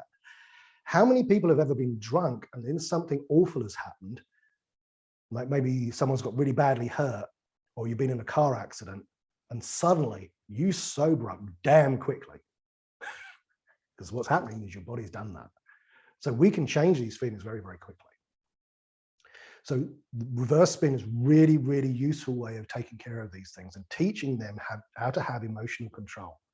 Now, there are other things that we can do to help our clients with that. For those of you who know EFT or TFT, they can obviously do tapping. Very, very good way of doing that. They can do heart breathing. I don't know if you've seen the heart cohesion stuff. Heart breathing is a very, very good way to get them to have emotional control. And also bilateral stimulation, passing a ball from one hand to another. What that does is it stimulates both hemispheres of the brain and brings them out of an anxious state. So it's a very, very good thing. So these are things that you can do to teach your clients to start taking emotional control. And as a result, they can take care of their eating habits. Any questions on that? Yes, I have a question. Okay. What if the client suffers from vertigo? Spin it in the opposite way. Oh, Because okay. to do vertigo, the feeling has to spin. Right. I've worked quite a lot with people with vertigo, and it spins. For those of you who ever remember, do you remember the film Vertigo? Because they really portrayed that. Don't tell me I'm the only one here old enough to remember the film Vertigo. I remember the name, but not the film. All right. It was an Alfred Hitchcock film from about the 50s. But again, it was spinning up. Vertigo is a feeling of spinning. And if you have, I had some years ago, I had labyrinthitis in your inner ear. Oh my God. Don't do that. It's not fun because the whole world spins. But I took control of it by spinning it in the opposite direction. So yeah, you can definitely do that. Okay. So going over the page, we're now looking at portion control. And one of the things that's been around for the last 15 years is hypnotic gastric band things. And I've had a look at a couple of these and I was trained in a few of them, and they're all scripted approaches. And they're not that great. They're just assuming, again, passive, read the script to the person, put on maybe a sound effect of an operation or something like that. If the client buys into it, it can work, but it's not as great as it could be. So I've got a different version of that. I'm going to briefly mention it because I've got a complete video of it, which I've sent you the link to. But basically what you're going to do is this is proper hypnosis We are going to use real hypnosis, not just read them a script, and we are going to create a real tangible effect in their stomach, that they feel full, that they feel their stomach shrinking, and as a result, they will eat less. So what we're going to do is we're going to use a technique where we're going to have them imagine, feel the feelings at the size of their stomach, and then we have them open their eyes, and we're going to literally turn it and make it smaller. And imagine, I want you to imagine, feel what it would feel like if my hand was turning and your stomach was tightening up in a knot. Feel your stomach now beginning to tighten up in a knot. That's it. Feel it getting smaller and smaller and smaller now. That's it. Just imagine, there you go. Feel that getting stronger now, this feeling getting stronger now as this stomach gets smaller and smaller. And nod your head as you feel it getting smaller and smaller and smaller. There you go. That's it. As your stomach reducing down inside, getting smaller and smaller and smaller. There you go. Double that feeling. Double it again. There you go. Getting even stronger.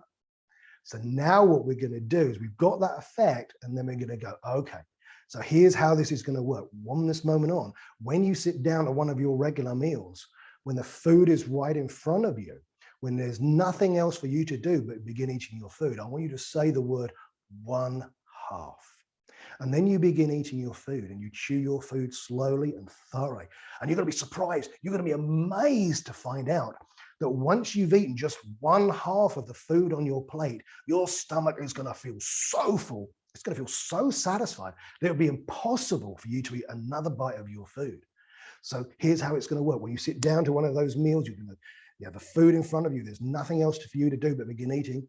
And then you're going to say the words 1/2 to yourself. And then you begin eating. And as you begin eating, your stomach's going to feel so full, so satisfied, so completely full and satisfied that it will be impossible for you to eat another mouth. And when you've done that, when you've eaten about half of the food on your plate and it's impossible for you to eat anymore, I want you to push that plate away from you and leave the table.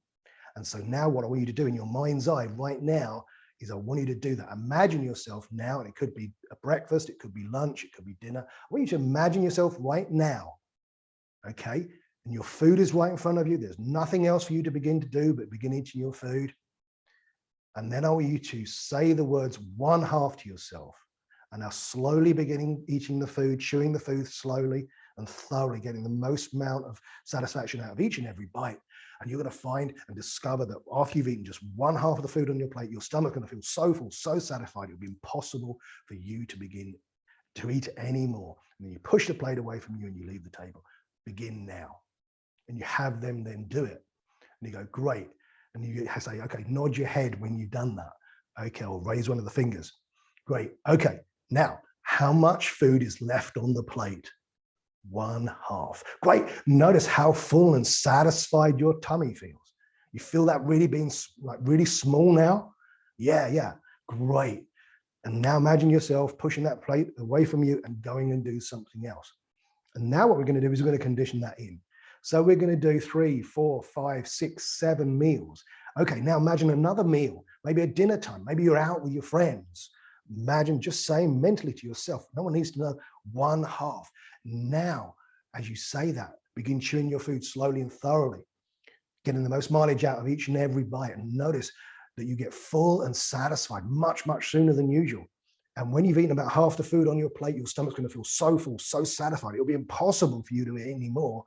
Stop eating and push that plate away from you. And then start a conversation with someone and talk about something. Just forget about it and have them do it.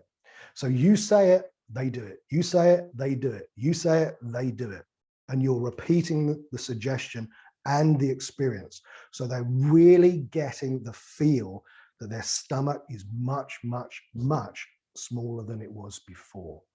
So it's really active. This is not passive. We're not just going to read them a script and hope that at the end that everything's happened. We're going to test it. We're going to run them through it over and over and over again until it becomes part of their way of doing. And then at the end of the session, we'll say to them, okay, great. So here's what you want to do. Every time you sit down to one of your meals, just say the words 1/2. That's going to trigger this response in you.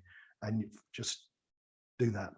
So do you see how that works? It's like gastric band, but on steroids. We're really getting the effect We're getting them to feel it and mentally rehearse that. And again, that's on video. So if you want to have a look at that in greater depth, it's there for you. Any questions on that? Cool. So let's move on. Now this comes from, it's the NLP eating strategy. It comes originally from Steve and Connie Ray Andreas in the book, The Heart of the Mind. What Steve and Connie Ray did was they modeled the behavior of naturally slim people to find out what they did in order to lose weight. And you know what? There's some clues. Naturally slender people tend to have a different mental strategy for how they choose what to eat and when to stop. And so this is what we do. We can give this as homework to them. We can do it in hypnosis, however you want to do this. If you're giving it, you can actually record this so that they listen to it. So have them find a place where they can relax for about 20 minutes. And then have them think about how they know it's time to consider eating. So again, referring back to the food scale. Is it when you see food? Do you hear someone say it's time to eat? Is it a time of day? Is it feeling hungry? Notice whatever it is that lets you know it's time to eat. How do you spell the author's name? Andreas is Andreas. Steve Andreas, and the book's Heart of the Mind. It's not a weight loss book, but it's just one section they have on the hate. It's an NLP book. So then have them notice the feeling in their stomach. Notice the quality of the feeling that they have right now. And it's not just about feeling full or hungry, you're checking full, but the way the stomach actually feels overall. And then you ask yourself, what would feel good in my stomach now? And then you imagine one available food item, one possibility that they could eat. Then they have them imagine eating a portion of the food that they thought of. They think of eating it and notice what it feels like when it slides down into their stomach. And they get a sense of how that will feel in their stomach and how their body will feel in the next few hours if they eat it. How many people have repeatedly ate a food that an hour or so afterwards, they always end up regretting? Like maybe a greasy breakfast or something, or a donut or a big bowl of ice cream. And you've done it before and yet you still do it again. It's because you haven't thought past just the eating bit. So this starts to get them into the idea. This is what naturally slender people do. They think about, you know what would I really like to eat? What will feel good in my stomach right now? And what will continue to feel good in the hours to come? So have them imagine eating the portion of the food they thought of, getting a sense of how it will feel as it slides down to their stomach, get a sense of how that will feel in their stomach and how their body will feel in the next few hours if they eat it. Now, what they do is they then compare this feeling with the feeling they had in their stomach before they imagined eating anything. Which do they feel better? Will you feel better over time if you eat that food? If yes, then keep that one in mind. If no, discard it. Notice you're deciding based on what it will feel like over time and not instant gratification. Then they have them imagine another possible food item and they do exactly the same. So repeat 6 and 7. And then they compare this to the other food item to see which one they prefer, which one feels better. Do this with maybe 2, 3, 4 items with more possibilities and keep in mind which one feels best. When they've done this with several food possibilities, notice which one made you feel best. Now imagine going ahead and eating that item and feeling the feeling of what it makes you feel good over time, and then repeat in various different scenarios. Now, you've probably done this yourself many times. When you've gone into a restaurant, you looked at a menu and gone, yeah, I don't really fancy that because I'll be too bloated afterwards. But most of the time we don't do this. But there have been times, like you might have a Friday night and it can either be Indian takeaway night or Chinese takeaway night. And you think, you know what, last time I had an Indian, I felt really bloated. I'll have a Chinese. We all know how to do this. But if we rehearse this in with people, this is what naturally slender people do all the time when they confronted with things. They don't just go for the instant gratification. They go for how their stomach will feel over time. And you condition this in hypnosis. You can also give them this as a recording for them to listen to, spend 20 minutes doing that, practicing it. It will really change their mental strategy of how they select foods based on how it will feel over time, not on the instant gratification. Does that make sense?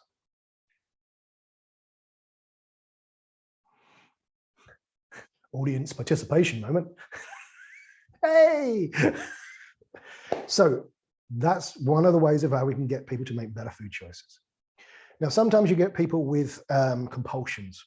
Compulsions are really easy. You can use what we've already done with collapsing anchors. You can identify the food, compulsion food.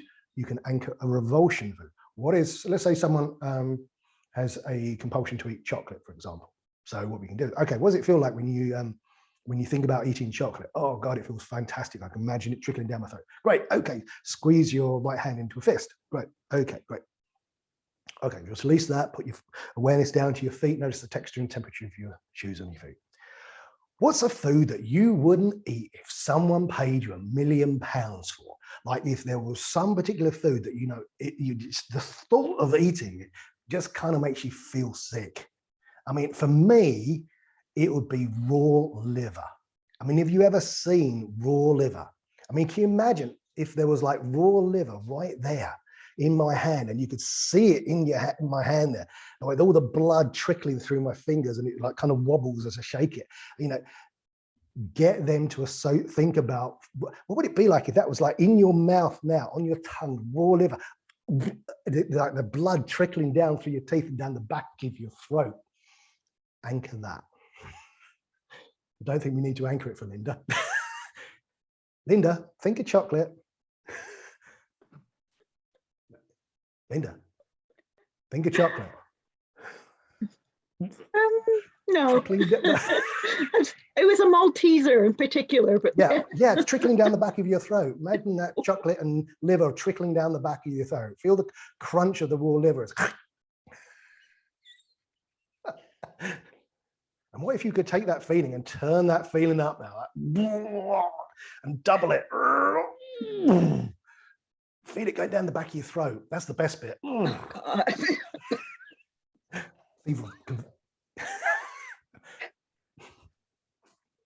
I shouldn't be allowed out. This is how you can work with compulsions. You just create something that, I mean, you just fire the revulsion anger whilst they think about the thing. You can do direct suggestion, you know, what's the sickliest thing you can imagine? And then you have them dial it up, you know, and then have them think of that. Imagine, it's a good one that you can use. Imagine a food blender. Linda, you know food blenders? Yeah. Imagine getting a big bag of Maltesers and putting them in, right? And then pouring in and dropping in some raw liver with all the blood and the slime. And then a peeled snail and a bucket of snot. Right? Put the lid on and then press the button. And all the chocolate and the snot and the peeled snail and the lip. And then imagine pulling the lid off and looking in that. Don't think of that, Linda. Don't. Yeah. Okay. And the great way of working like this, it's fun working with your clients like this. It really is. But it changes it. It changes the emotional response. You're changing the internal representation. You have them look at the blender, look at it, smell it, sip it. It will change it. So we go on over the page now. Now this is called the emotional multiplier technique, and it's really, really, really useful technique. And for those of you who ever do demonstrations, if you're doing a weight loss class or whatever, and you're doing demonstrations, I highly recommend this because it's so effective, but it's high comedy because it is so fun to do. Now, at the bottom here, I've got a link to a video of me working with a guy. Now, I apologize in advance. This was done about 16, 17 years ago, and I wasn't mic'd up. So the sound quality isn't great, but if you can put up with the sound quality, you watch how this person goes green over time as we do this process. So what we do is we associate the client to what is the problem, what is the food they want to change. Oftentimes, if they say to me, like, okay, it's like Danish pastries or something like that. And on the video, I think that it was either bread or pastries, I think the guy was working with. I'll get them to bring in some of those pastries or the chocolate, whatever it is, get them to bring in loads of it, or a pizza, whatever. And what you do is you get them out in front of them. And this is all done eyes open, no like formal hypnosis. So you get them out, and I'll just tilt that down a little bit so you can see my hand. So you get them out, and you've got like the Danish pastries in their hand. So I'll get like a tray or something, a plate, put them in the hand. I say, okay, look at those pastries. Okay, now, as you look at those pastries, now, on a scale of 0 to 10, where are you now when you think about eating those? Like on a scale of 0 to 10, what's your desire to eat those? And typically, if it's a really good compulsion, they'll go 15. they'll always go over the top. And then you go, great, perfect. Now, again, if you go to try and bring it down straight away, it probably isn't going to work. So again, we want to be covert with it and make it worse first, or increase the desire first. So let's say they say, okay, when you look at those Danish pastries now, on a scale of 0 to 10, where are they now? And they go 12. You go, great, okay. Yeah, you really taste them, yeah? Great, okay. What would have to happen to make them a 14? And they go, oh my God, they'd have to be completely fresh out of the oven. You know, you can smell them, you know, the warm, hot pastries straight out of the oven and go, oh, great. So if you imagine them now straight out of the oven and you could smell that warm aroma of them, would that make it a 14? They go, oh God, yeah.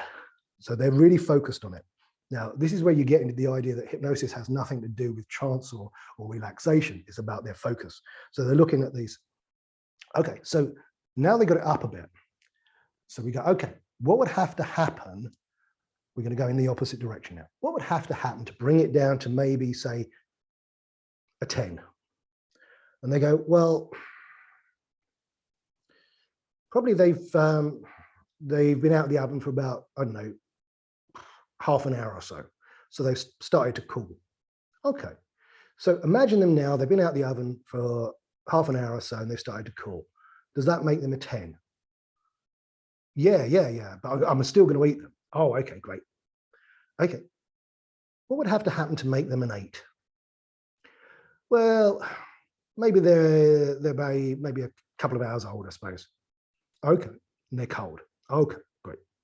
So imagine them now, they've been out of the oven for a couple of hours and they're cold. Does that make it an 8? Yeah, okay, great.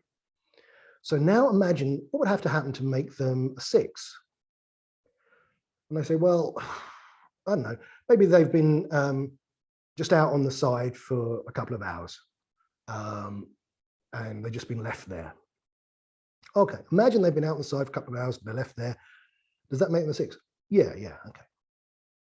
What would have to happen to bring them down to maybe a 4? And they say, well, maybe that they've been in a shop, you know, like sometimes when you go in a cake shop and you see behind the counter and they've got the cakes on display, but there's like a couple of wasps in there. You know, you're still going to eat them, but you'd prefer not, you know, they wouldn't have the wasps there. Okay, great. Imagine that they've been in the counter and like they've been there a couple of hours and maybe a wasp had been on them. You don't know, but maybe. Would that make it a 4? And they go, well, actually, that's about a 3. Okay, cool. What would have to happen to make it a 1? Well, maybe if when it was sitting on the side, there was a wasp on them. I could see the wasp actually on it. Okay. So imagine it with a wasp on it. Does that make it a 1? And they go, actually, it's 0. Yeah. Okay. What would have to happen to make it a -2? And they go, well, maybe they've been left out overnight. And so they're starting to go a little bit stale. And I don't know if anything's been on them, but they've just been left out on the side. Okay, so imagine they've been left out on the side, you don't know what's been on them, and they're a little bit stale now, they're a day old. Does that make it -2? Yeah, that's a -2. Okay, great. What would have to happen to make it a -4? Well, maybe they're a day old and someone has thrown them away, but they're sitting on top of the bin in the kitchen. So I open the bin and see them there. Okay, so imagine they're in the top of the bin and you see them on the pile of rubbish. Does that make them a -4? Oh, God, yeah, that's not attractive at all. Okay, what would have to happen to make them -6? You see where this is going. And we're going to get it worse and worse. Now, if you watch the video, as I recall, I get this guy to imagine that they've been sitting on a used nappy in the bin, right? We're about to run a -20, I think, at this point. He is going green. He is like one step away from projectile vomiting over them. Now, this is all in his imagination because it's the same damn cake that's there. But he's changed his internal representation. And I've just kept going and going. And it's self-anchoring. He's looking at the cakes feeling sick. He's looking at the cakes feeling sick. Now, if you do this as a demo, I guarantee, if you've got 20, 30 people, if you go and do a demonstration at like maybe a Townswomen's Guild or a Rotary Club or something like that, this is high comedy because everyone is laughing at what's going on. The person who's there is going, and then you go, so you push the plate up to them and they're backing off. That's when you know that you're done. So you get them to about one step before they're about to hurl. Now, on the video, the guy on there, I had 2-year follow-up on that with him and he never touched one since. This is really, really useful things. And if you're going to do demos, this is great because it's really interactive for everybody in the group. But it's just asking the same question. What would have to happen to make it the next thing? And they're doing it all to themselves. Yeah, really, really powerful technique. Any questions on that? Okay. So now this is another technique from NLP. It's called the map across. Now, for those of you who've had no NLP training, I want to unpack this a little bit. Your brain has a way of thinking about things so that it knows the difference between something you like and something you don't like. And this is throughout everything in life, from the people you like to people you don't like, from good decisions, bad decisions, food you like, food you don't like. Your brain has to have a way of thinking about them so that you can tell the difference. It's not random. It has a structure to it. And how it does that is by visually representing them in some way, shape, or form. So let me give you an example. So Andrea, you've just volunteered. So I have to after seeing what you did with Linda and the liver. No, this is going to be really easy. This is really easy. Okay, so I'm going to put you up on speaker view. Okay, so can you think about someone you like? Yeah. Right. Okay. Point to where you see them. Right. Okay. So they're over there on your left. Yeah. My left. Yeah. Okay. Now think about someone you really don't like. Like maybe if they were walking across the road and there was a bus coming, you go, okay, there's a bus. Yeah, over there. Okay. Okay. Cool. Notice there's a difference. Right. Now, here's the thing. Try and move the person that you don't like over to the location of the person you do like, and notice what happens. Okay, stops here. It ain't going, is it? It's not going. The reason being, you have to have a way of knowing. This isn't random. Yeah. Now can you think about a food you really, really like? Yeah. Right. Point to where you see that. So it seems to be my like side, my left side. Okay, so it's over on your left. Is that high? Yeah. Is that sort of about eye line, or is it higher or lower? Just above level, yeah. Okay, so it's on the left. Okay. Is it color or is it black and white? Color. Color. Okay. Is it close to you or is it far away? Close. Close. Okay. And what sort of size is it? Is it big or is it small? Yeah, it's not. Yeah, it's not massive. Quite small. Is it life size? No, it's not life size. What about something to eat, aren't we? Yeah. Yeah, no, it's not life size. It's Okay. kind of hand size. Hand size. Okay. Eatable size, Barry. Eatable size. Okay. Yeah. Because for some people, they see the biggest bar of chocolate in the world. And they start salivating. So that's fine. So it's about the normal size it would be. Yeah. Okay. So it's color. Okay. Right. Okay. Now think about some food you really don't like. Yeah, raw liver now. Okay. So raw liver. Yeah. Yeah, I'm going with that now. Yeah. Okay. So where do you see raw liver? Is it, yeah, that side above eye level. right above eye. Okay. Is it color or black and white? Color. Is it close to you or far away? Yeah, really close. Yeah, it will be. Okay. And what sort of size is it?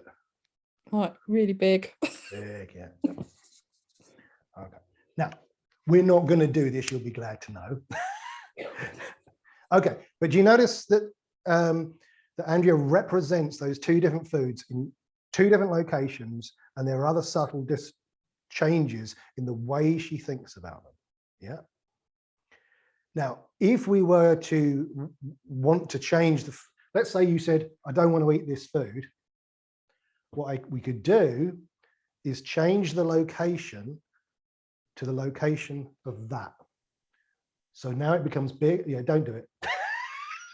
You could tell I was, couldn't you? Yeah, I can see it go, no. Back. Put it back. Yeah. But literally, if we did that, that's what would happen. And it would, when you look at it over there, it would feel the same as the chopped liver, the raw liver. Because we're putting it in the location where your brain goes, not that, don't eat that. Okay, brilliant, perfect, well done. That's all you need. I don't want to follow through on that. Thank you. So let's just put you back. So that's how it works. So what you do is let's say, for example, you've got someone who says, I don't want to eat chocolate anymore. So you go, okay, think about chocolate. Where do you see it in your mind's eye? Oh, it's over here. So over here on the left or whatever. It's got to be unique to that person. It's going to be, is it color or is it black and white? Is it close to you? Is it far away? Is it life size or is it bigger than life size? We want to find out how that person thinks about it. Then when we've got that, we want to then elicit the representation that is going to be the resource. Now, if we're trying to make it so that she doesn't eat that, then we would pick something like raw liver and elicit what they call the submodalities of that. So basically you've got one picture here and one picture here. They're in two different locations. And typically the best way of doing this is rather than just moving it over, because when I had Andrea try and move the location of the person she didn't like over to the person she does like, it doesn't want to go. So how are we going to do that? Well, we're going to do it with speed. So what we're going to do, what we would do is say, let's say this is the compulsion, okay, and that's the revulsion. What we're going to do is going to say, okay, what I want you to do now is I want you to take the image of the thing you want to change and I want you to push it off into the distance really rapidly. So it shoots right off into the distance, like, and then I want you to have it rush back, whoosh, into this location there, really quickly, whoosh, do it really quick. And see that food now over here and like, yeah, okay, great. And then mentally have them blank the screen. Now do it again. See it over there, push it off, and repeat that 3, 4, or 5 times. And what's going to happen is it's going to become automatic. And suddenly now, when they think about it, it will have changed location and it will have the same feeling as associated. Now, you don't just do this with foods that they are a problem for them. What if you got someone who says, I don't like vegetables. I don't like vegetables, I just like chips. chips or crisps or fries, depending on what part of the world they have. Great. So you do the same, right? So let's say this is fries, right? And they love fries. This is broccoli. Hate broccoli. Push broccoli off in the distance. Whoosh. Push it back over here. So you put it in the location of something they like. Yeah, does that make sense? So you can change people's food preferences by changing these locations of how they think about it. It's really, really, really, really powerful. So we're shifting the content of the present state, i.e. the thing they want to change, into the location of the desired state. And the key of doing that is speed. Push it off, just grab that, push it off in the distance, have it whoosh, back over here. Now, if they're right in front of me, I'm going to do that. So if, like, for example, Linda was my client and I'm sitting in front of her and she'd have said, right, thing I want to change is here, and the thing I revolt by is over here, I go, okay, great. Just take this one over here and have that go whoosh off in the distance and go whoosh, right there. And so I'm now using spatial anchoring, a little bit complicated, but spatial anchoring to fire it off as well. And she's going to go, see it there. And we repeat 3 or 4 times. But the key is speed. This works so well. It is such a really important. So if you've got people who've got like ARFID, you know, where they've got problems eating certain foods, this is one of the ways that you can help improve their food choices. Find out, you know, I only eat chips, I only eat fries. Put all the foods in there, swap them over. Because it's just how they're thinking about it. That's all it is. It's how they're mentally representing it. That's all it is. Does that make sense? Okay. Now, here's the thing. I want to briefly touch on this because it's really important. And a lot of times people get this wrong, particularly if they buy scripts, because often scripts are written badly by people who don't know what they're doing. There's a difference between end goal imagery and process imagery. And you'll see this a lot in hypnosis scripts for weight loss. How many have seen weight loss scripts which say, picture or imagine or think of yourself the size and shape you want to be, walking down a sparkling white sand beach. Notice how good you're looking. Yep. Anyone seen anything like that where they have them focus on the end goal like that? The whole hypnosis session is about picture and imagine yourself walking down a wet spot, or imagine yourself in a clothes shop and now you're buying clothes the size and shape you want to be. Right? Here's a problem. It doesn't work. It creates a delusion in the mind. And what we want to do is focus on the process. What are they doing? What are they doing in order to get the goal? Now, we need to set, right at the beginning, set a goal, the end goal of how they'd like to be. But when we're doing the hypnosis sessions, we want to focus on the processes that will enable them to get where they want to be. So we want to do the thing of like the gastric band thing, where we have them imagine sitting down, eating half the food, putting the plate away. We want to have them imagine the NLP strategy, where we're teaching them these new things of what to do. Now, this comes from research. There was some research done around 1999, I think, on end goal imagery and process imagery.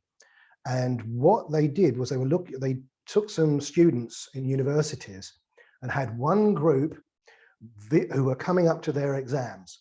One group, they had them picture and imagine themselves having passed all their exams, and there they are up on the podium getting their certificate and feeling really good having done that. And the other group, they had them picture or imagine or think of themselves doing all their homework, reading all these books, swatting up on all the things, and doing then the exam feeling relaxed and remembering all the answers. And the results were absolutely unbelievable. The people who focused on the end goal, there was no change whatsoever. But the ones who focused on the process, their improvement in their grades was astronomical. But most people in the hypnosis field have completely missed this. You have to focus on the process. You know, if you're practicing the martial art or sport, you don't imagine yourself standing on the podium with your trophy. You imagine yourself practicing the martial art or doing the sporting event and doing it successfully. That's what you do. You mentally rehearse doing it. And this is what we need to do with our weight loss clients. Does that make sense? If we spend too much time on the end goal in hypnosis, it creates a delusion. And somehow, you know, the thing is, the universe ain't gonna give it to you. It really isn't. The universe has got other things to do. So we need to focus on the process. Now, a way of doing that is over the page is another NLP technique called the new behavior generator. So what we want to do is we identify what is the new behavior that we want.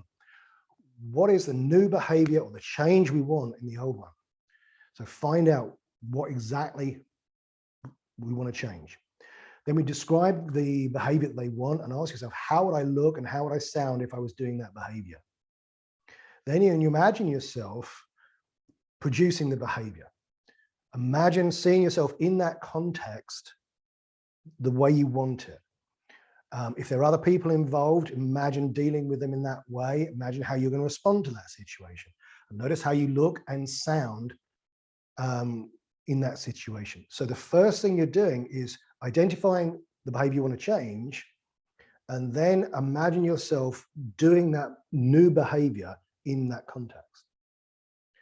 So in this situation, what you're doing is first of all, you're seeing yourself dissociated, right? So it's like you're watching it on a movie. So first run through, you have them imagine how they would like to respond instead, as if they're on a movie. And if it works fine, perfect. But we can then make adjustments. So if there's any aspect they're less than satisfied with, then we go back, we change it a little bit, we run it through again with whatever changes are necessary to make it even more satisfying. Once we're satisfied with that performance, then what we do is then we step into it and we associate into it. Does everyone know the difference between association and dissociation from the point of view of mental imagery and how that feels different? Yeah?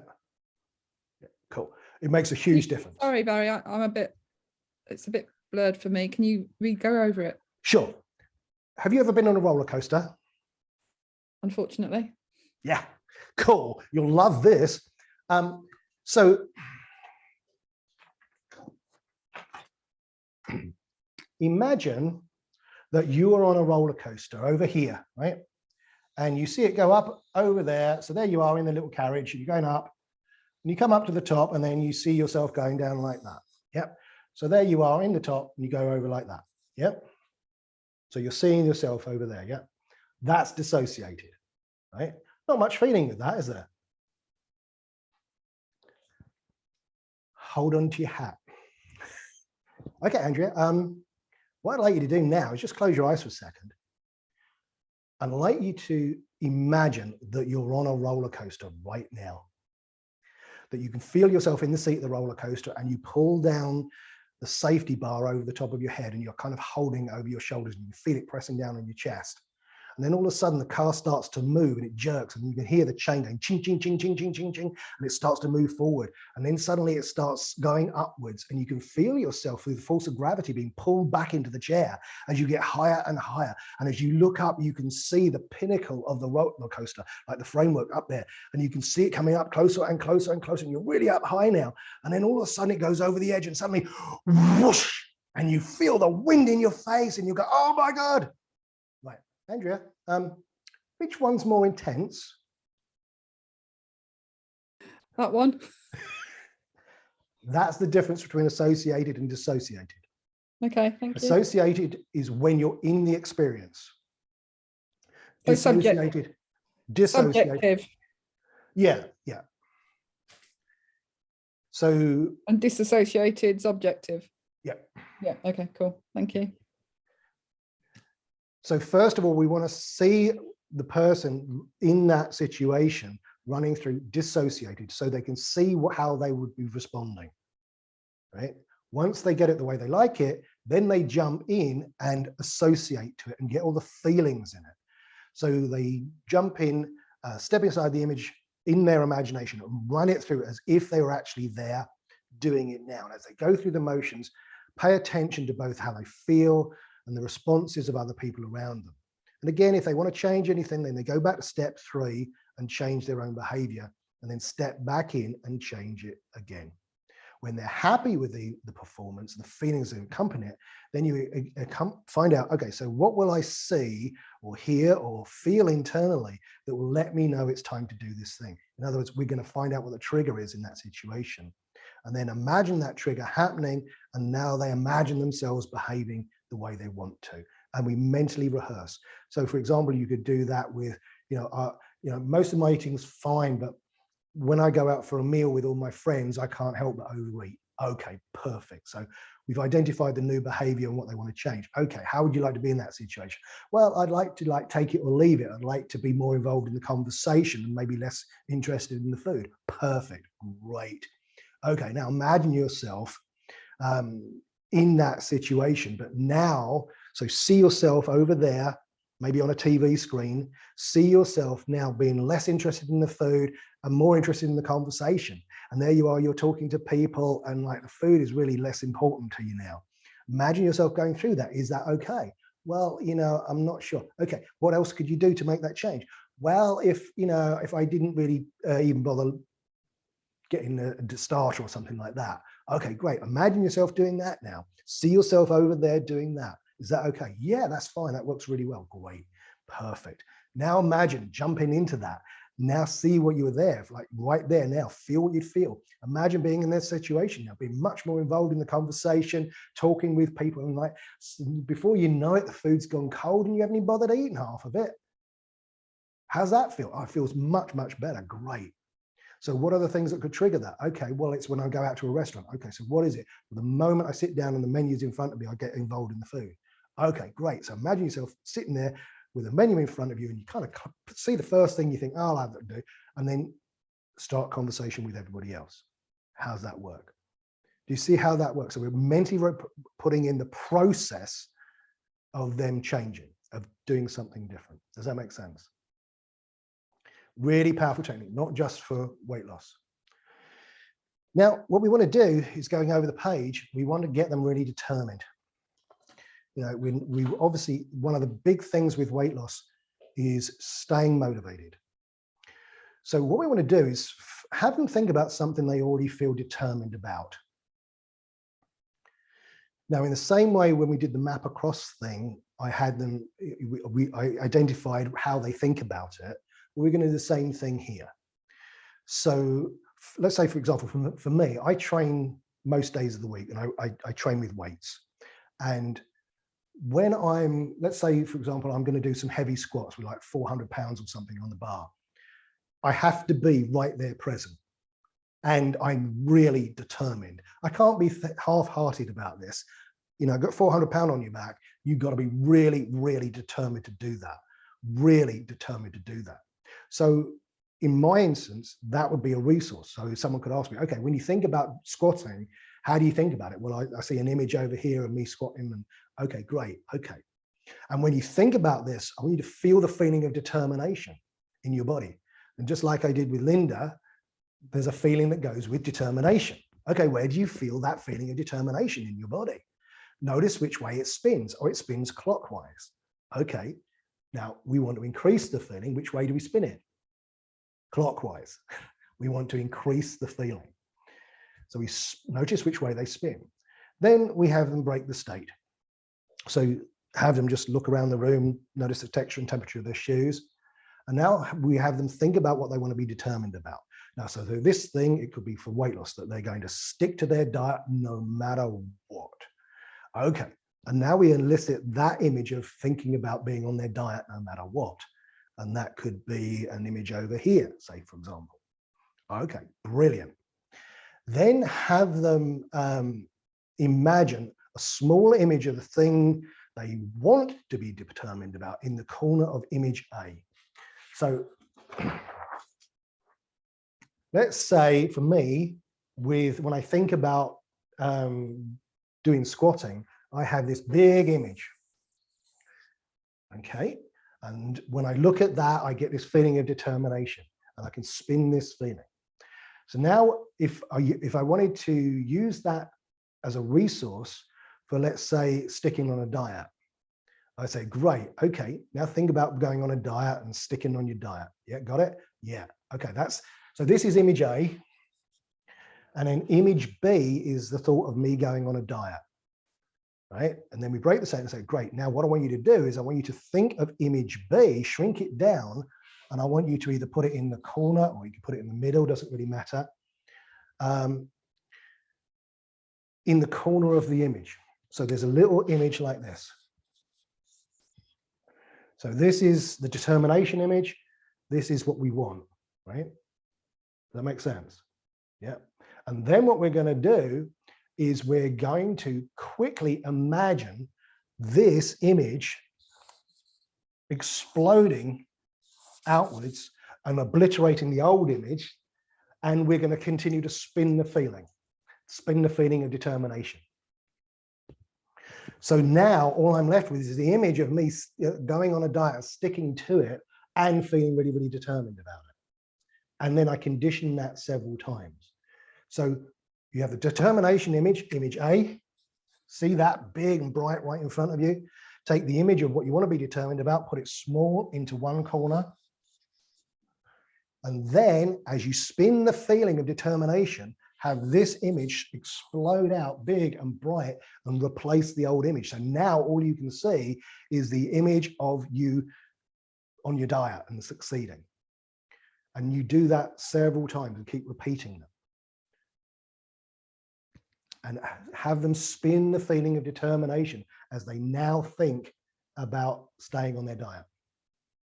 Does that make sense? So we're taking the resources of determination from some part of their life and attaching it to this.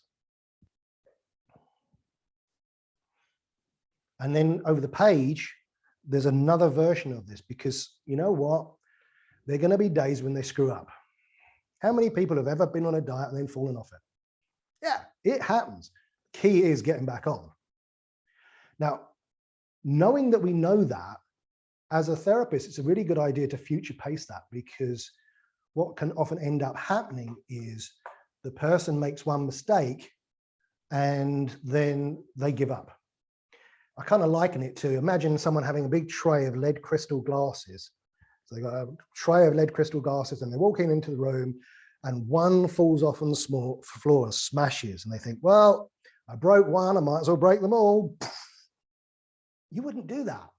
So what we want to do is to ramp up the motivation, but also put in something called a recovery strategy, so that when they do go off the wagon, when they screw up, they get back on it.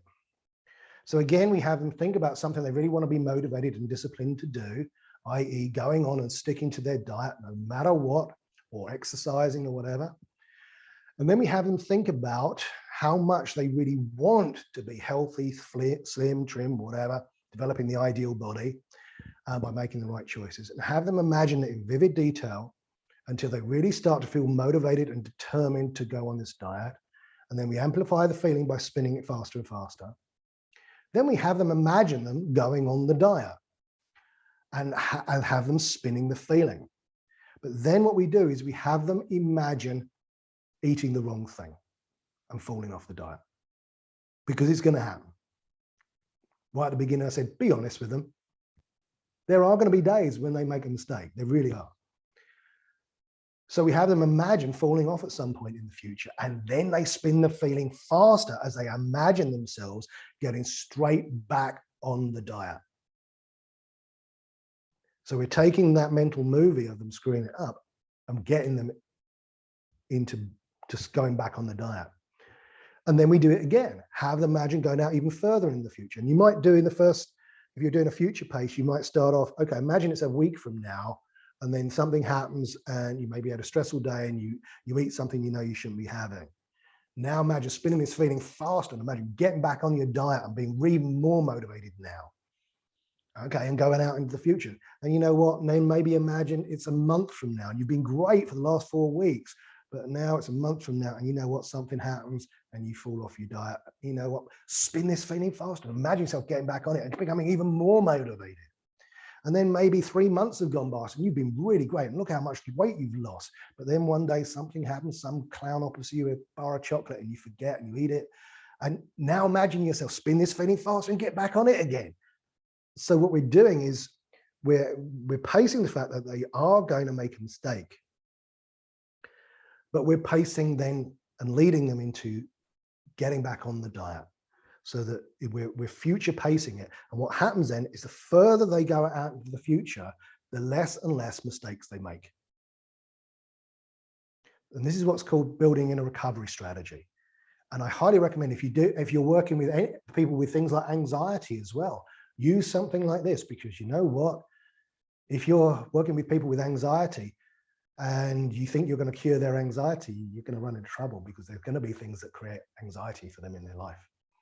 But if you teach in a recovery strategy for them to get through that and get back on it and start being calm, then you've changed their life. Because otherwise they just go, oh, I'm anxious again. So this is a really good way of putting in a recovery strategy, and it works with drinking and things like that as well, smoking, future pacing in that they may make a mistake, and that just increases their motivation to carry on. Does that make sense? Cool. Any questions on that? Barry? Yeah. Question. You know, when they make a mistake and they fall off the diet, and you say, imagine that feeling spinning faster. Is that the negative feeling? No, it's the feeling of determination. Right So at the beginning, you look right at the beginning. Yeah. Have them think of something they really want to be motivated and disciplined to do, and have them think about how much they really want it and how much that feels. And they start feeling the motivated and determined to go on the diet. And then you amplify this feeling by spinning it faster. That's the feeling you're spinning. So the positive feeling, you're making it spin faster. And do you then ask what way it's spinning, or do you just say that? No, just spin it faster. Just spin. Because you're not changing the spin. You're just increasing it. Brilliant. Okay. Thank you. Okay. Any other questions on that? Yeah, Valerie. Somebody was anxious. You mentioned anxious and using it in anxiety. Would you spin? Because I would have thought that might have made them more anxious. Well, no, not necessarily. That would only spin if it was the spin of anxiety. But if it's the spin of determination. See, one of the things, if you're going to sidetracking, if you're working with anxiety, sometimes it's a good idea to have a paradoxical intervention where you get people to do the things they don't want to do.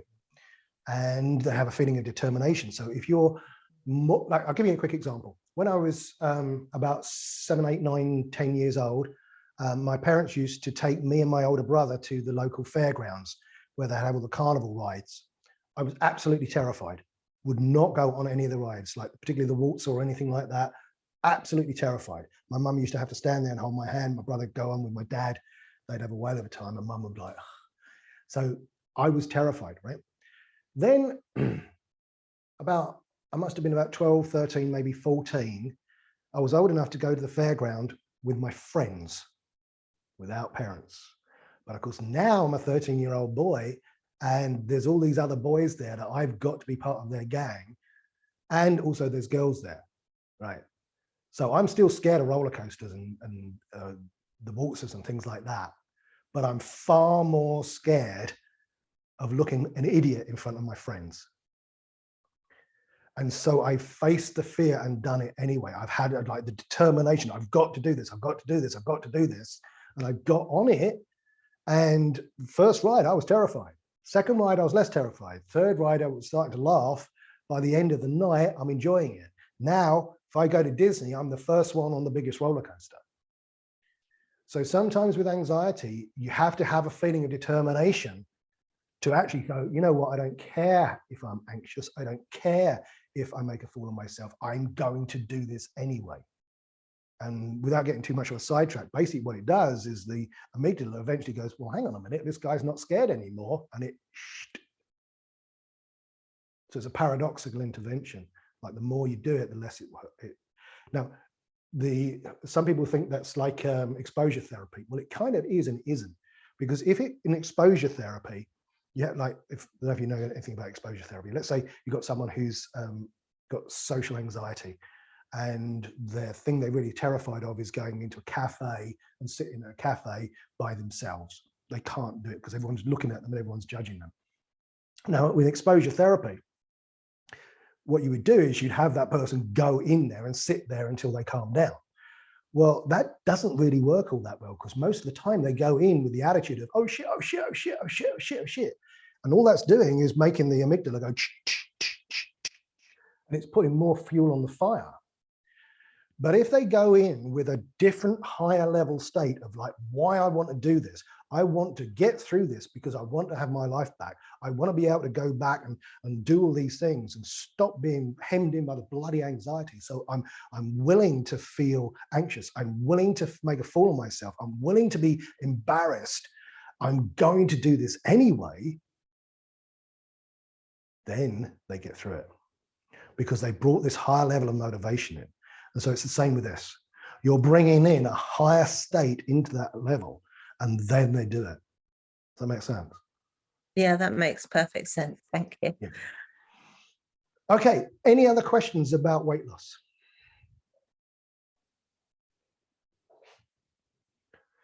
One of the things I want to end on is we are now in a perfect situation because there's a lot of people who need this work, but now we have got a situation like we've never had before. 20 odd years ago, I went to the States and I bought a franchise. Well, I bought the training before it was actually franchised, of something called Positive Changes Hypnosis, which was run by a guy called Dr. Patrick Porter in the States. And he had this great setup in Virginia. Great setup. He was turning over well over $1 million a year on weight loss clients alone, because he was selling programs. And you went into his office and it was amazing. He had big reception area. He had several private offices for one-to-one therapy. And he had this group therapy room, which was huge, that could hold about 30 people. And they all had these light and sound machines on and things like that. So he was selling these group programs. And some of his programs were like, I think the average program was 6 months long. The long program was 12 months long. And I bought this program and tried to bring it back to the UK. I mean, there was a number of problems with it, but the biggest problem was office space. In the UK, office space is ridiculously expensive. And I was in London, so it was just unbelievably expensive. You'd have to have a huge amount of money to even get that off the ground, because you need the one-to-one session space, you need a reception area, and then you need this group area for like 20 to 30 people in there. Horrendously expensive to do. But guess what? We don't need any of that shit anymore. We got Zoom. So you can sell weight loss as a package. You could say, let's say, sell a 6-month course or a 12-month course, and you could package it together. Say they like, say for a 12-month course, they get 12 one-to-one sessions with you. But then they get weekly group sessions where they reinforce. So they get like once a month that you do it. You could, I mean, this time, Patrick Porter then, this is back in 1999, 2000, was charging $1,800 for the year-long program. But you could do the similar thing with virtually no expense now, because you can have group sessions on Zoom. You can have your one-to-one sessions on Zoom.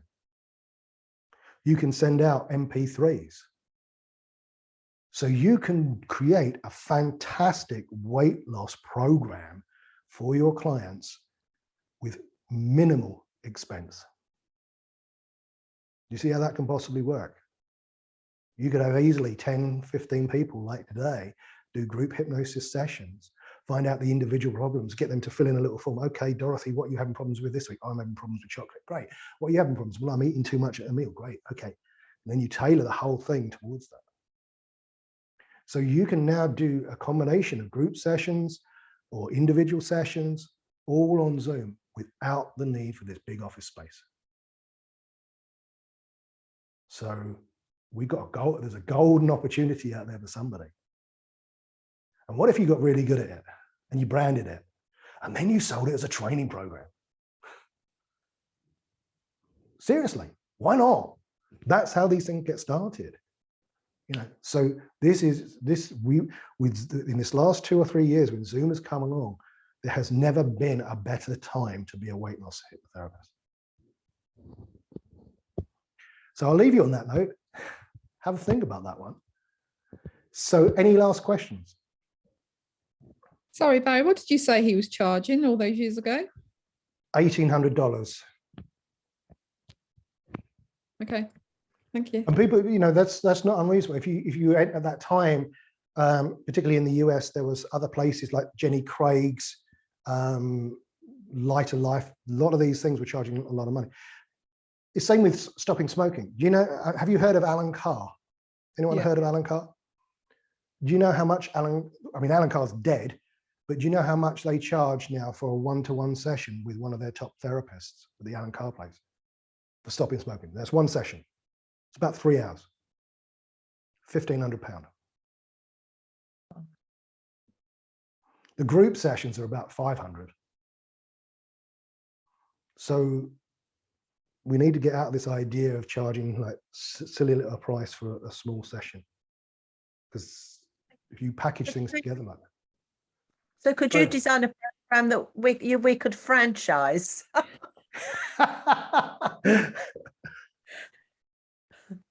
Funny enough, I've still got all the materials from that. But to go through that and do that. Yeah, but see how that could work. You know, you've got a perfect opportunity now with Zoom. You know, it's so good. We got Facebook and we got Google AdWords. You can easily build this really, really quickly. So I'd like to thank you all for turning up. This is obviously being recorded. I will send out the recordings once it's downloaded to my computer, then I upload it. So I'll probably send them out tomorrow morning sometime. But if you have any questions, you know, just message me either on Facebook or an email. I'll be happy to answer them. So, oh yeah, hi Charles. Yeah, thanks. So any other questions, just let me know and I'll be glad to answer them. Okay, thank you so much for giving up your Sunday and hope to see you soon. Thanks, Barry. Thanks, Barry. Thanks, Barry. It's really good. Thank you. Bye. Thank you. Bye. Thank you. Thank you.